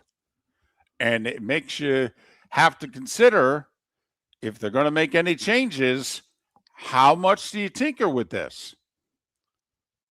I mean, is ESPN not going to? There's no reason for ESPN to change the current system. It's working for them in a big way. Big way. We're a football insatiable country. Yes. Yeah. Yes, we are. Yeah, to the detriment of everything else. Everything else, no doubt. Right. The NBA was ticked off because the NFL decided to put 3 games on Christmas Day. Yet the NBA had their best Christmas ratings in years this Christmas. Their games did on average of over 5.5 million a game on Christmas Day. And yet they still got trounced by the NFL. But that's how much we're watching sports. At the expense of everything else. But there you go. Just wanted to, for those of us, you know, we think change is coming. We don't quite know what the college football change is going to be. Take all of those bowl ratings into consideration. And now what's your change? Your roof is your home's first line of defense. At Pelican Roofing of Florida, Ronnie, John, and their team bring years of experience to protect what matters most, your family and your business. From residential repairs to large-scale commercial roofing, we deliver honest work, fair pricing, and quality you can trust. An upgrade on your roof can lower your insurance costs. Don't wait for a leak to turn into a disaster. Call the experts at Pelican Roofing today. 1-866-9-PELICAN. That's 1-866-9-PELICAN. Online at pelicanroofingcompany.com. CCC 1332512. Let's talk the big differences between Floor Meisters and the big box store that sells flooring. Floor Meisters is family owned. They do flooring, not doors, nuts and bolts, or weed killer. They specialize in it. They know it. Floor Meisters backs their installer. So if there's ever an issue, good chance the boss, TJ, will come out and make it right. Floor Meisters prices beat the box stores every day of the week. When you think flooring, think Floor Meisters in Naples. FloorMeisters.com. Real people, real prices, real quality selection. The Floor Meisters, just keeping it real. Mark Miller for Sleep Treatment Direct. They are helping me with sleep apnea. And by helping me, I mean curing me. No more CPAP machine. No more snoring. No more tossing. No more waking up exhausted. Their expert team got me the right treatment, fast and hassle-free. If you want to feel energized and get rid of your snoring, call Sleep Treatment Direct today. 444-1741. That's 239-444-1741. Sleep Treatment Direct. Sleep safe and sound. Think we only fix windows? Think again. Your local Glass Doctor Home and Business does so much more to upgrade your home. We custom build stunning shower and bath enclosures, install sleek glass doors and windows, and can bring fresh life to foggy or cracked panes. Need a glass tabletop or a statement mirror? Yep, we do that too. If it's glass and it's in your home, we're the team to call.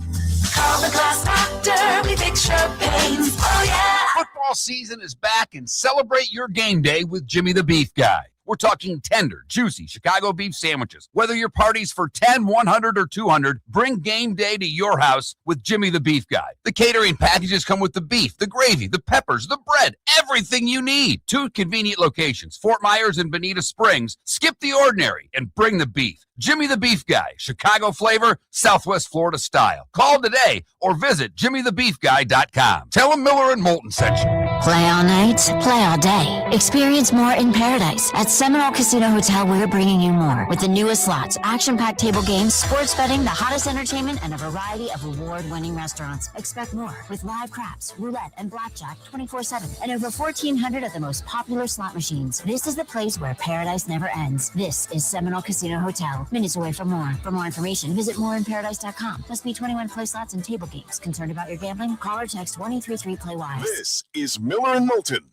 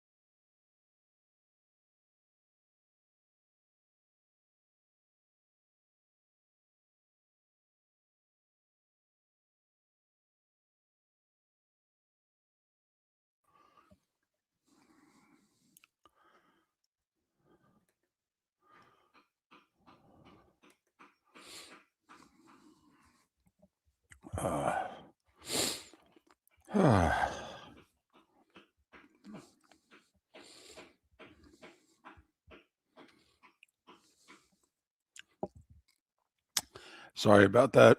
Nothing I can do about it.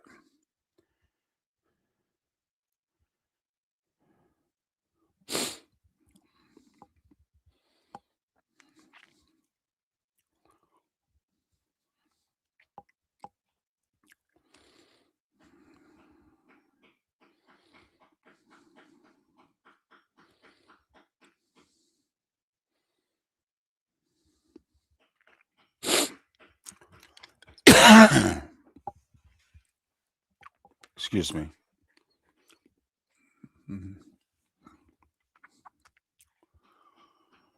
Oh.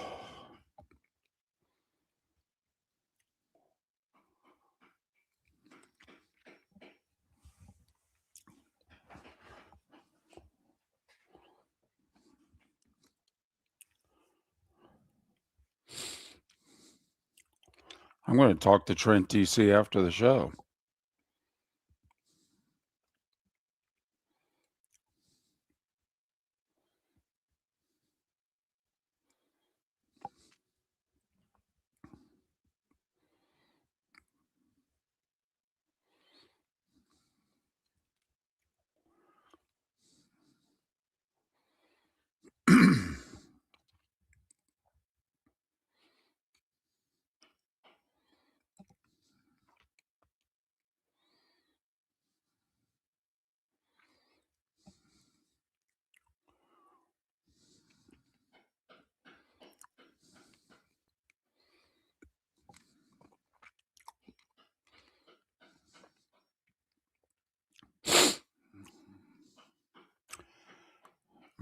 Last at 9 and 8 though, DC. Come on.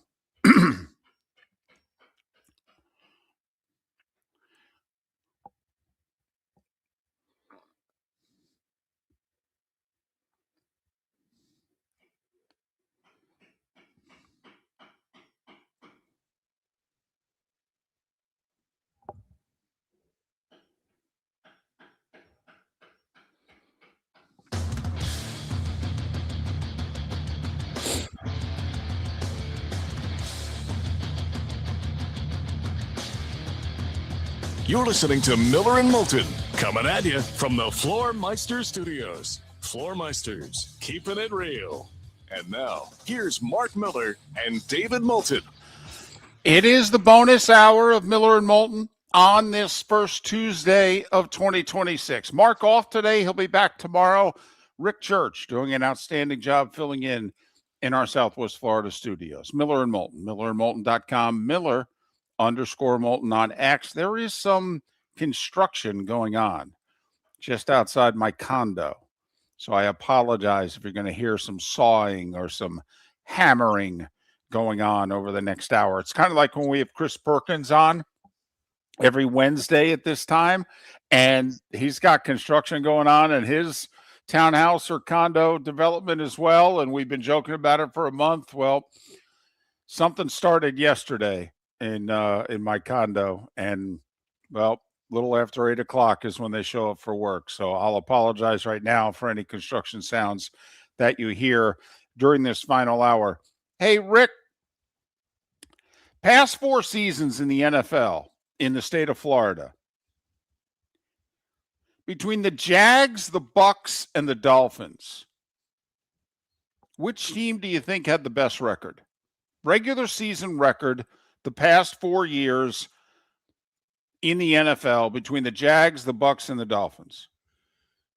I think it's a trick question. I'm going to go with the Miami Dolphins. Well, you're right on both accounts. Okay. It was a trick question, and technically the Dolphins had the best record because consistency, not great seasons, but consistent. Well, they had the best record, Rick, because so did the Jags and so did the Bucks. All 3 teams the past 4 regular seasons have gone 35-33. Now, the Jags have made the playoffs twice, the first year and the fourth year. They did win a playoff game the first year. The Bucks made the playoffs 3 of those 4 years. They won a playoff game. The Dolphins made the playoffs 2 of those 4 years. They did not win a playoff game.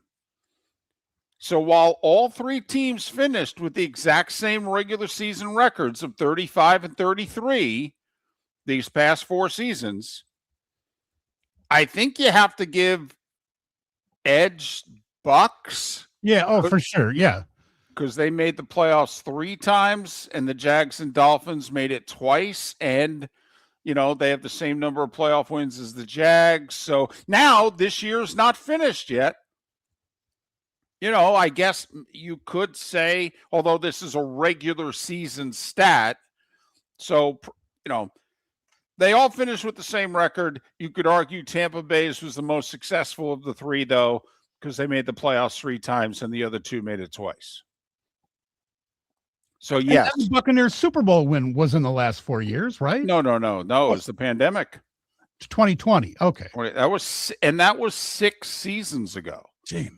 That's the other thing. 2020 season was 6 seasons ago. That's crazy. Yeah. All right. My bad. No. They won the Super But I mean, that's what I was thinking. I go, well, didn't the Buccaneers go to a Super Bowl in the last 4 years? I can't believe it's been that 6 seasons. Wow. Because then the next year, they lost in the divisional round to the Rams. And then Brady's last year, they won the division at 8-9, got eliminated by Dallas in the first round. Then in 23, they beat the Eagles in the playoffs after winning the division, lost at Detroit.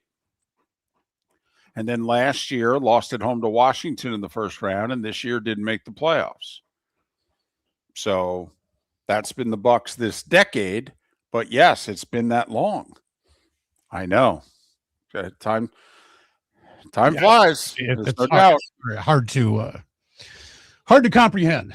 Hey, David, while we're on the subject of football over the years, I heard this amazing trivia question like on some social media thing last night. And it was kind of funny. They asked a bunch of NFL coaches to try to answer this, and all of them were just like racking their brains going, what?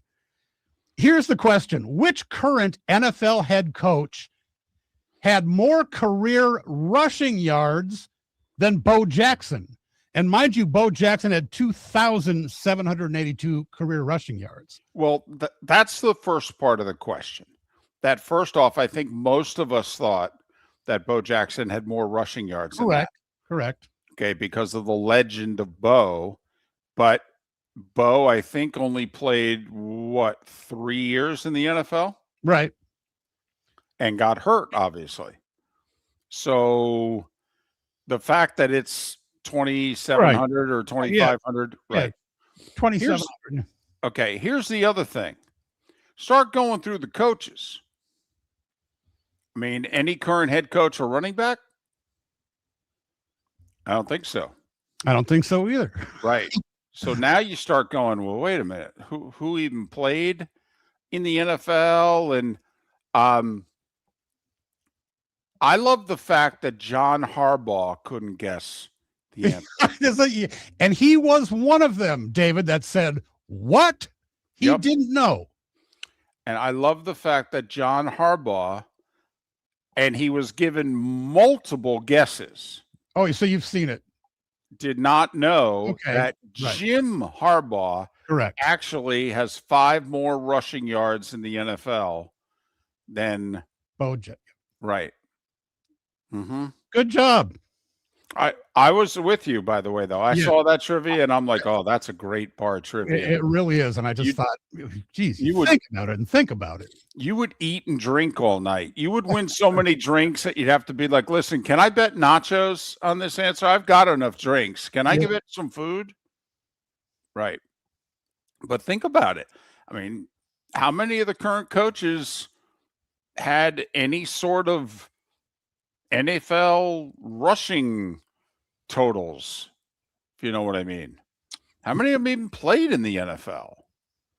You know, Vrabel, he was a linebacker. Right. Yeah, he caught those tight end formation. He caught all those touchdowns, but we're talking rushing yards here. Well, and there's a lot of head coaches right now in the NFL came from the defensive side of the ball. Yeah. You know, Ryans in Houston and Vrabel and, you know, Aaron Glenn. Yeah. Sure. But yes, I think it's a great trivia question. The current NFL head coach who has more rushing yards than Bo Jackson all time. Jim Harbaugh. Yep. Even Jim didn't know. Did you see the video when they approached him and he was like, really? Yep. And I like what Sonny texted on the line. He says Jim was running for his life. Well, there's no doubt. No question.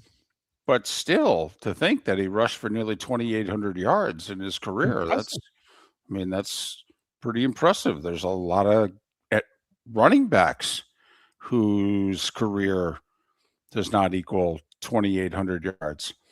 Speaking of running backs, Rachaad White, running back for the Tampa Bay Bucks, but he's not going to be much longer.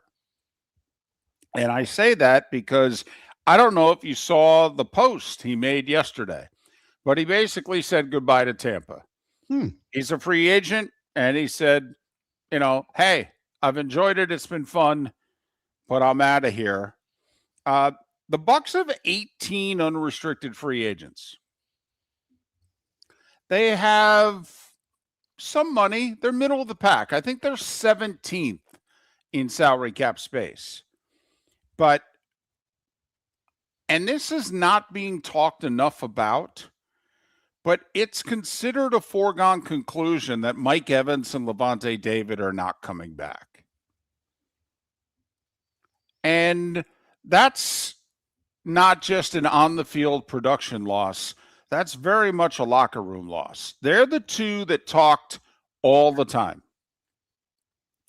In fact, there's a couple of younger Tampa Bay Bucks who were giving their exit interviews to the media yesterday who were speaking up because they said, going forward, I'm probably going to become one of the leaders on this team. So they know that it's likely the end for Mike Evans and Levante David also. But those are the two headliners for Tampa Bay in terms of the unrestricted free agents. You've got Jamel Dean, you've got Cade Otton, you do have Rachaad White, Logan Hall, Hassan Reddick. You know, everybody else They're parts, not to say with injuries they wouldn't become valuable parts, but they're parts. There's also 3 restricted free agents who likely will not be tendered contracts. They'll become unrestricted. There's a team option on the punter. So Bucs roster could look a little different next year. And imagine if there's no Mike Evans and there's no Levante David.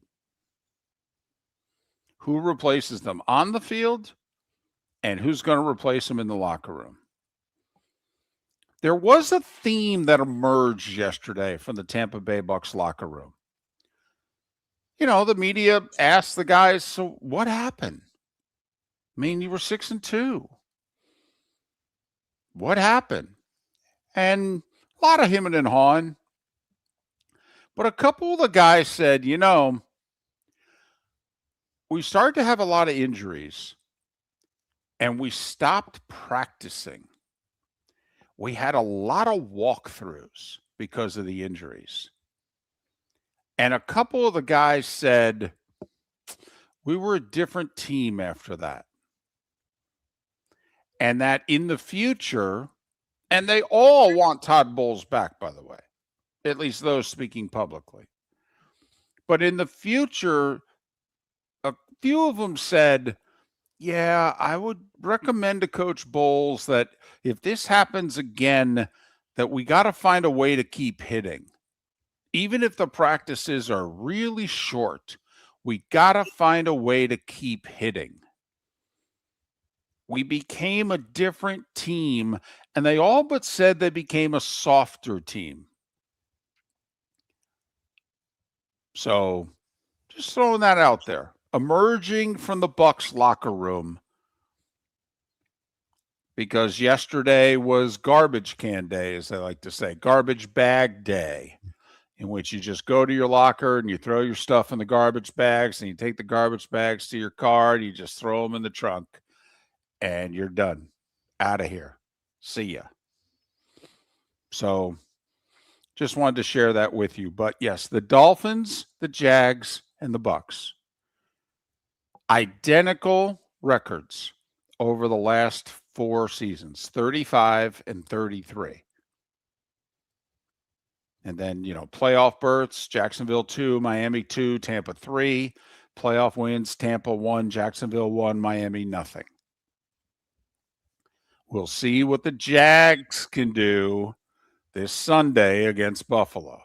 American Paint Supplies, for nearly 30 years, is your one-stop shop for all your coating needs. If you are a designer, a contractor, a professional painter, or a weekend warrior, American Paint Supplies is the place where experts go to get expert solutions. At 6100 Shirley Street in Naples off of Pine Ridge, American Paint Supplies delivers the best solutions with the best products with the best support. Meet Gene and his team today at American Paint Supplies. Call 239-566-2700. That's 566-2700 or online at AmericanPaintSupplies.net.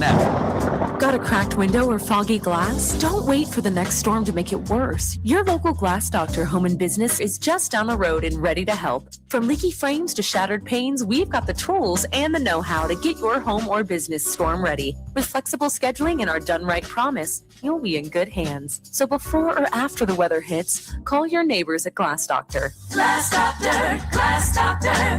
Call the Glass Doctor. We fix your pains. Oh, yeah. Let's talk the big differences between Floor Meisters and the big box store that sells flooring. Floor Meisters is family owned. They do flooring, not doors, nuts and bolts, or weed killer. They specialize in it. They know it. Floor Meisters backs their installer. So if there's ever an issue, good chance the boss, TJ, will come out and make it right. Floor Meisters prices beat the box stores every day of the week. When you think flooring, think Floor Meisters in Naples. FloorMeisters.com. Real people, real prices, real quality selection. The Floor Meisters, just keeping it real. Your roof is your home's first line of defense. At Pelican Roofing of Florida, Ronnie John and their team bring years of experience to protect what matters most, your family and your business. From residential repairs to large-scale commercial roofing, we deliver honest work, fair pricing, and quality you can trust. An upgrade on your roof can lower your insurance costs. Don't wait for a leak to turn into a disaster. Call the experts at Pelican Roofing today. 1-866-9-PELICAN. That's 1-866-9-PELICAN. Online at PelicanRoofingCompany.com. CCC 13325. This is Miller and Moulton.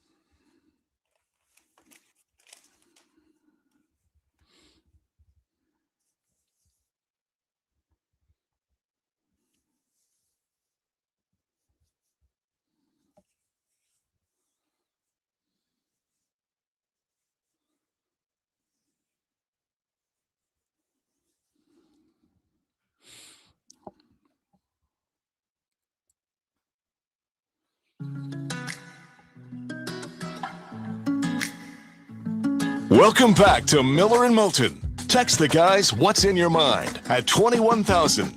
That's 21000. And now, here's David Moulton. 21 minutes past the hour. Miller and Moulton, millerandmoulton.com, Miller_Moulton on X. Mark off today. He will be back tomorrow. Rick Church sitting in our Southwest Florida studios, producing, co-hosting. Rick, thanks. My pleasure, David. I bring this up because it involves a team that you really like.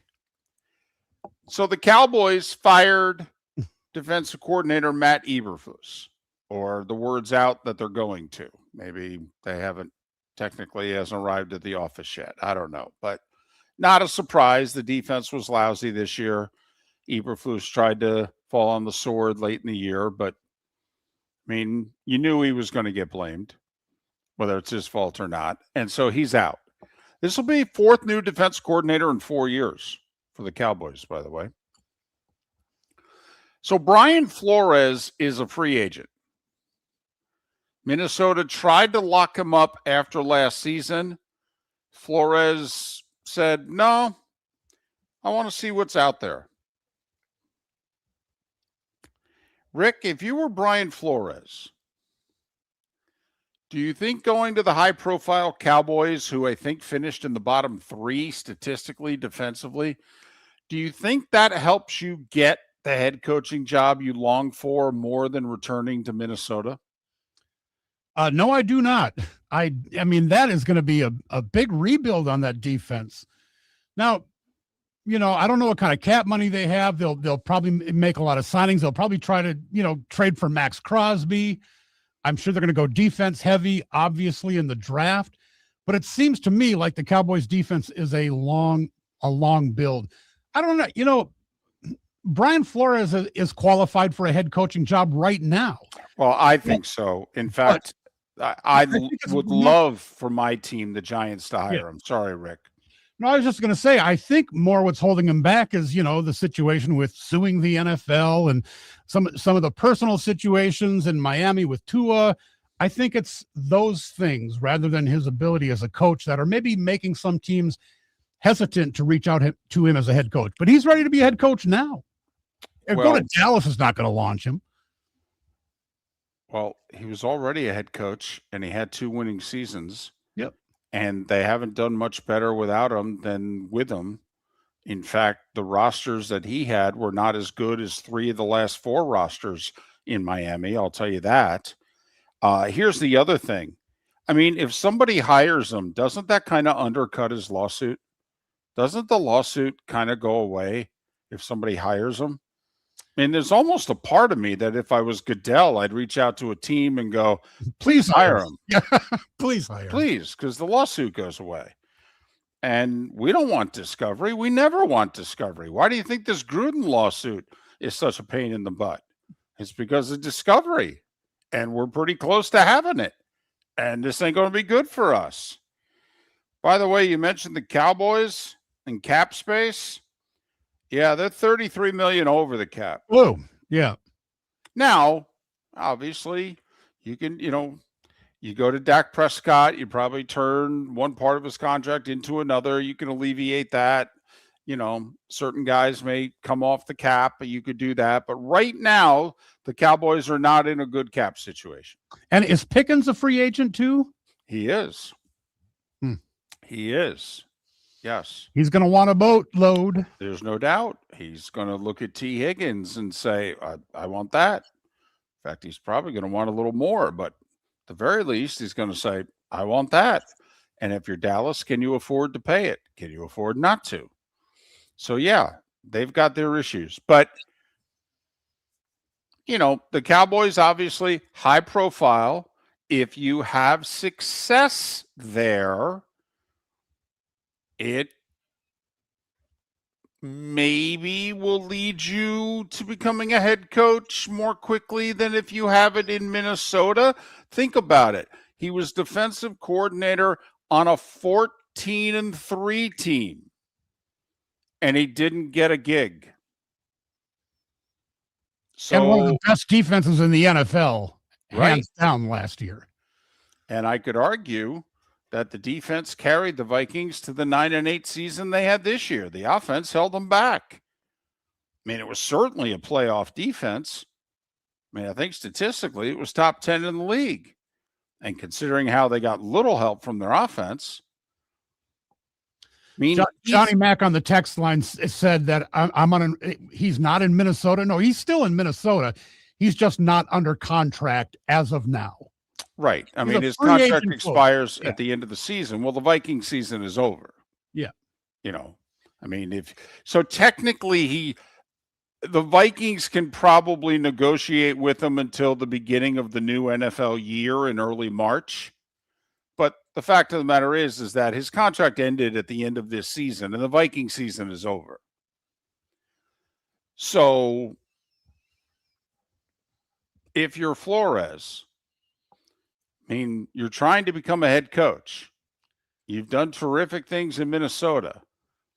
Unless something changes the rest of this month and Brian Flores gets hired as a head coach, if you're Brian Flores, where do you go? Think about it. Think of all these openings. I mean, you want to go somewhere where you're going to win. See, I don't think Flores would take the defensive coordinator job with the Giants, even though he'd have a lot of parts to work with. I thought the Giants' defense was one of the most poorly coached defenses in the league this year. I think with a Brian Flores, you'd be shocked at how well the same group of players would play defensively. But Flores is interviewed for the Giants' head coaching job. And if they wouldn't hire him to be a head coach, do you think he's going to stick around to be DC? I don't. I think he'd go back to Minnesota before he'd take the Giants' DC job. And Rick, we talked about it earlier in the show. We're looking at the vacancies. Where's the best place to win next year? Probably Atlanta. Well, hell, Flores is going to want the gig. Now you want me to be defensive coordinator? Vikings or Falcons, defensive coordinator. If you're Flores, where would you go? I'd go back to Minnesota. And if he did go to Dallas, David, you know how much pressure he would be putting on himself to succeed with the tools they have right now on defense? Right. Well, he would really be saying this is, make or break.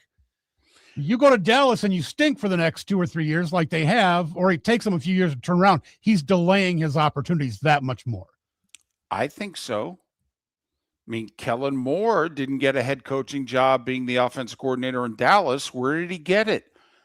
Being the successful offensive coordinator in Philadelphia. So you're going to hear Brian Flores linked to the Cowboys a lot. I don't think it's happening. I think Minnesota, by the way, will wait forever.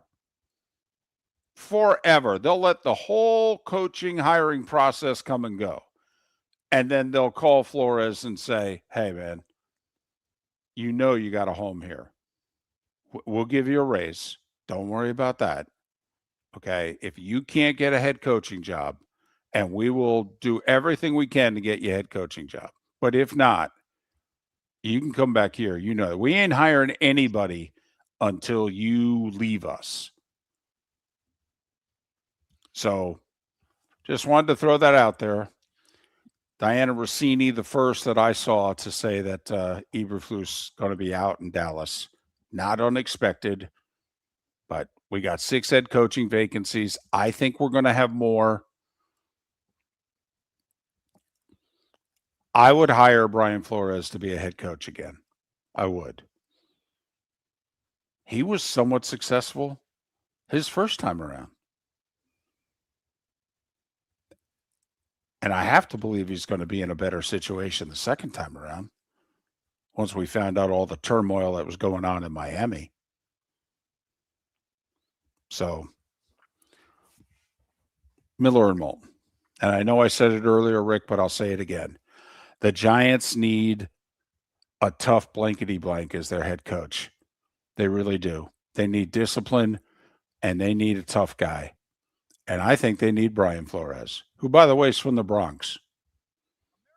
Supplies. For nearly 30 years is your one-stop shop for all your coating needs. If you are a designer, a contractor, a professional painter, or a weekend warrior, American Paint Supplies is the place where experts go to get expert solutions. At 6100 Shirley Street in Naples off of Pine Ridge, American Paint Supplies delivers the best solutions with the best products with the best support. Meet Gene and his team today at American Paint Supplies. Call 239-566-2700. That's 566-2700 or online at AmericanPaintSupplies.net. Your roof is your home's first line of defense. At Pelican Roofing of Florida, Ronnie John and their team bring years of experience to protect what matters most, your family and your business. From residential repairs to large-scale commercial roofing, we deliver honest work, fair pricing, and quality you can trust. An upgrade on your roof can lower your insurance costs. Don't wait for a leak to turn into a disaster. Call the experts at Pelican Roofing today. 1-866-9-PELICAN. That's 1-866-9-PELICAN. Online at PelicanRoofingCompany.com. CCC 1332512. Mark Miller for Sleep Treatment Direct. They are helping me with sleep apnea. And by helping me,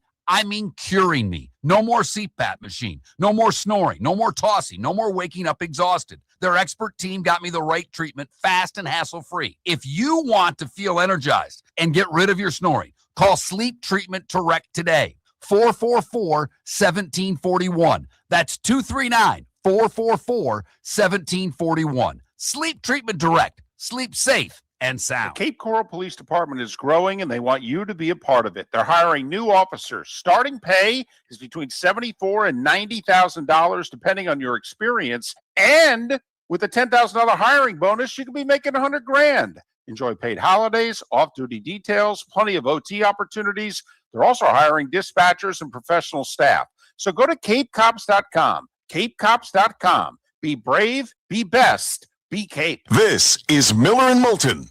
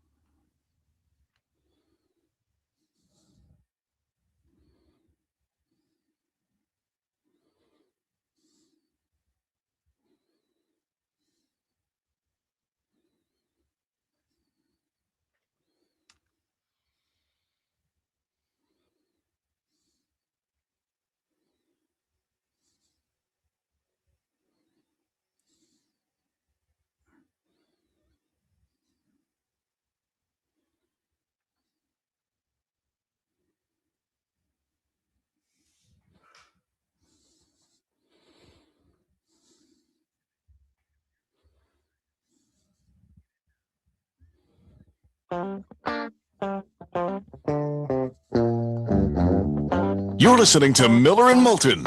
And now, here's Mark Miller and David Moulton.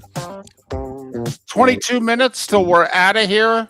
Mark was off today. He'll be back tomorrow. Rick Church filling in so wonderfully in our Southwest Florida studios, behind the scenes and on the air. Rick, thank you.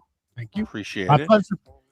So obviously this usually when Mark takes over, today was the day when, and good, bad, and ugly and what have you, but well, he left me some material. So Okay. Are we doing both then, or just? we are. Really? Okay. We are. Yes. Fantastic. So we'll give it a shot with.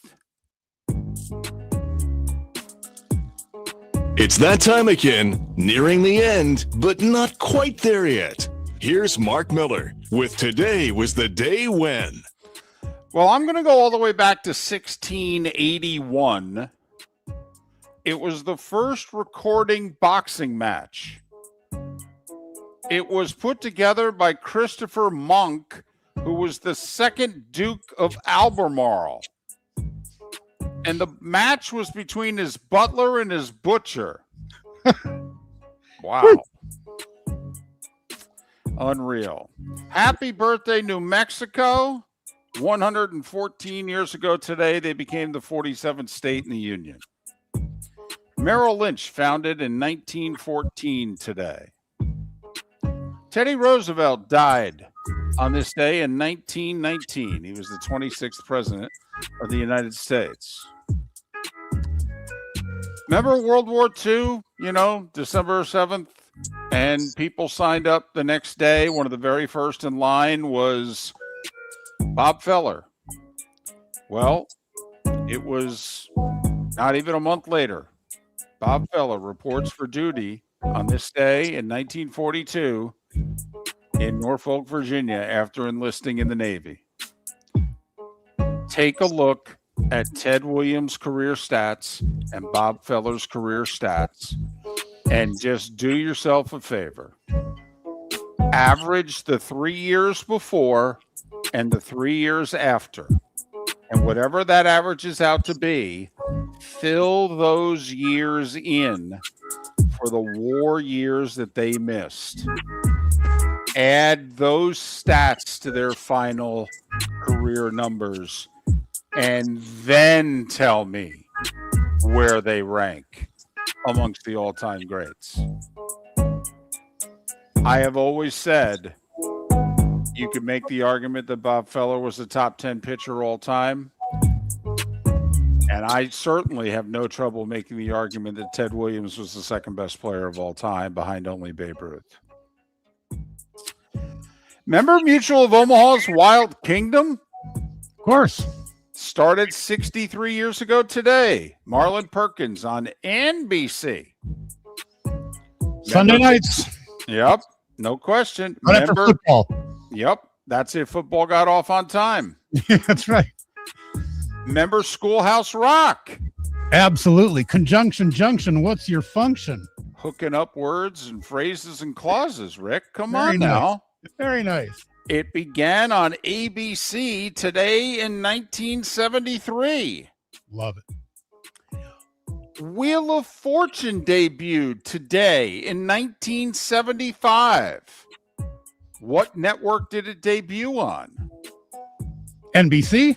Yes, it did. 1975, 51 years ago today, Wheel of Fortune debuted. 50 years ago today, Ted Turner purchased the Atlanta Braves for $12 million. And made himself manager for a few days, if I remember correctly. I believe won because Commissioner Kuhn freaked out. He lost, and he said, you can never do that again. And so Ted had to hire somebody for the next few days. But yeah, I will say, Bowie Kuhn, there's a reason that they unloaded him. He suspended Ted Turner. Okay. He gave Steinbrenner grief. He suspended Willie Mays and Mickey Mantle for being greeters in an Atlantic City casino. I mean, Bowie Kuhn didn't play around. Right or wrong, he didn't play around. 50 years ago today, Rick, tell me if you had it. Peter Frampton's live double album, Frampton Comes Alive, was released. Well, who didn't have it, David, is the better question. Of course, a classic, you know. It's one of the best-selling live albums of all time still. Yep. It was 47 years ago today, in 1979, that Dick Clark invited this band onto American Bandstand.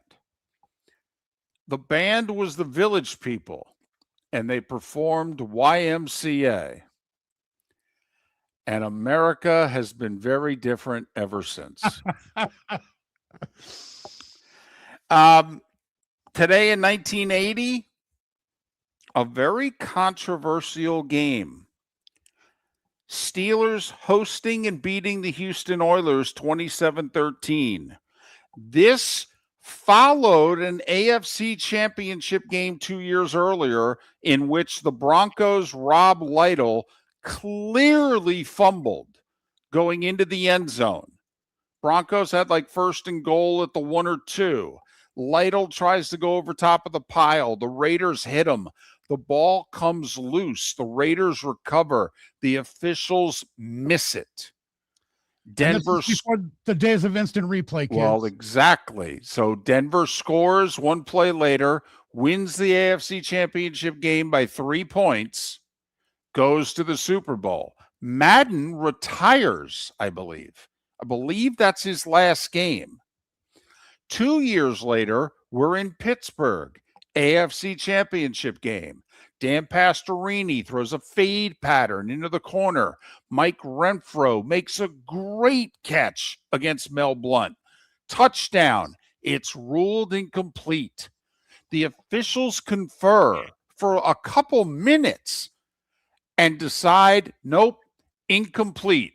Replays clearly showed Renfro got both feet in. Touchdown late third quarter would have tied the game at 17. It was third down. Houston had to kick a field goal. 17-13 going to the fourth. Steelers pull away and win it and go on to win the fourth Super Bowl in that 6-year period. Also today in 1980, the Bucs hosted the Rams at the Big Sombrero and lost the NFC title game 9-0. It was today, 41 years ago. 41 years ago that Dan Marino torched the Steelers in the Orange Bowl, and the Dolphins went to the Super Bowl, beating the Steelers 45-28. They, of course, would play the Niners and get beat. Lenny Wilkens passed Red Auerbach today in 1995 to become the NBA's all-time winningest coach.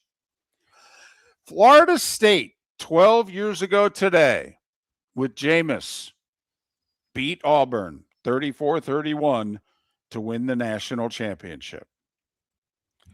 Joan of Arc, Danny Thomas, John Singleton, all would have celebrated birthdays today.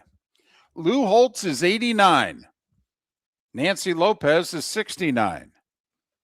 Paul Azinger, 66. Howie Long is 65. Charles Haley is 62.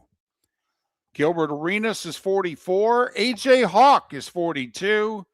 Ndamukong Suh is 39. And Jameis is 32. So he won the Natty on what was then his 20th birthday. And that was today, was the day when. All right.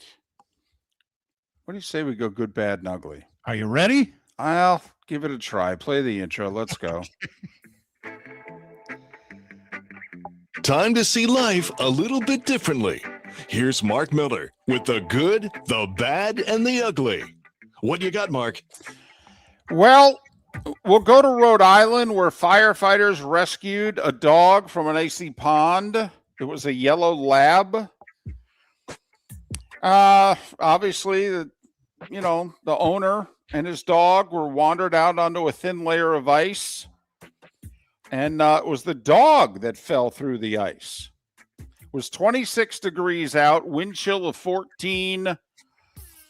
So the local firefighters, they did what they had to do. They cut holes in the ice. The dog's name was Phoenix. Okay, they rescued the dog at about 9 o'clock in the morning. Chief said, coldest dog I've ever seen in my life.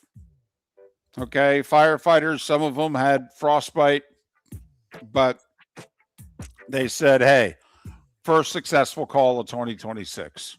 So glad that they saved the dog. The bad, we go to Tennessee, where a monkey wreaked havoc inside a musical instrument store. So this monkey was a pet in Alabama that was allegedly stolen from a farm, ended up in Morristown, Tennessee, and went wild, damaging the instruments inside the Trade Center music store. Then the monkey escaped. Police found the monkey, but have been unable to find the people who stole the monkey. The monkey cost thousands of dollars in damage in the music store. And finally, the ugly. It happened in the gritty streets of Naples. Early in 2026, a Lakeland man and a Tampa woman. Rick, if you had this in the car, wouldn't you obey every single traffic law imaginable? Because, well, the Naples Police Department, they, pulled over the car because they had, gone through a flashing red light. Didn't stop at it. At 3rd Street and Broad Avenue South. Here's what they found in the car. 130 grams of oxy, of amphetamines, 15 grams of marijuana pre-rolled, fentanyl, marijuana that was rolled, cocaine, drug paraphernalia, a loaded Smith & Wesson 40 caliber firearm with an altered serial number to conceal it. So needless to say, and they're running traffic lights. And they ran the traffic light. That's smart. That's smart right there. Right. Needless to say, Joshua Cunningham and Rena Larson are facing a whole bunch of charges. And that was the good, bad, and ugly. Brought to you by Cape Coral Police Department. Hiring new officers, great pay, great benefits, overtime opportunities. CapeCops.com. CapeCops.com. All right. 10 games in the NHL tonight. TNT's got the Panthers and the Maple Leafs. I think we see Tkachuk tonight. He didn't play against the Rangers and he didn't play against the Avs. I think we see him tonight. First game of the year. We'll see. 7:30 TNT, Florida, Toronto. But to me, the headliners in Tampa.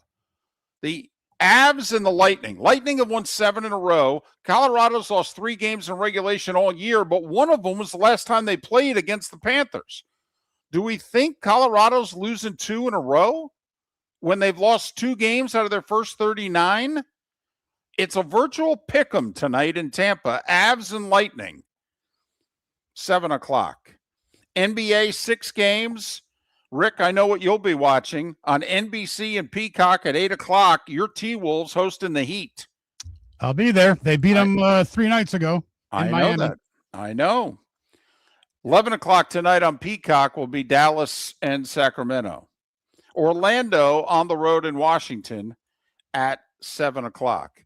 Okay, bunch of college hoops tonight, which you would expect.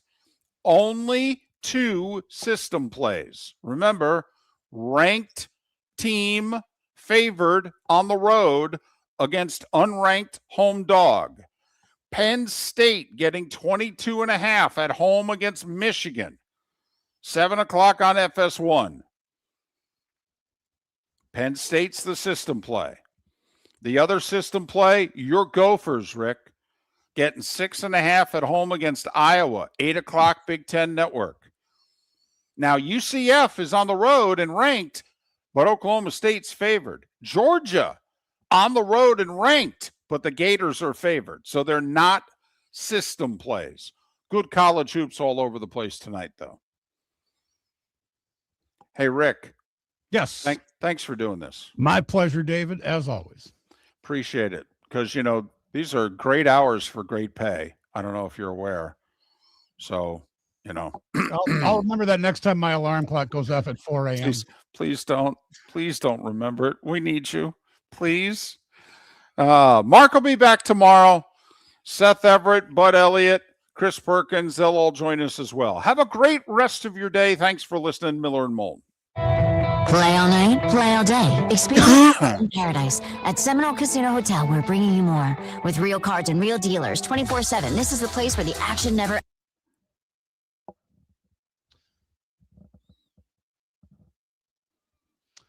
All right. Thank you. See you next time. Okay, you got to keep it going to run the local spots. I know Twitch that. Here.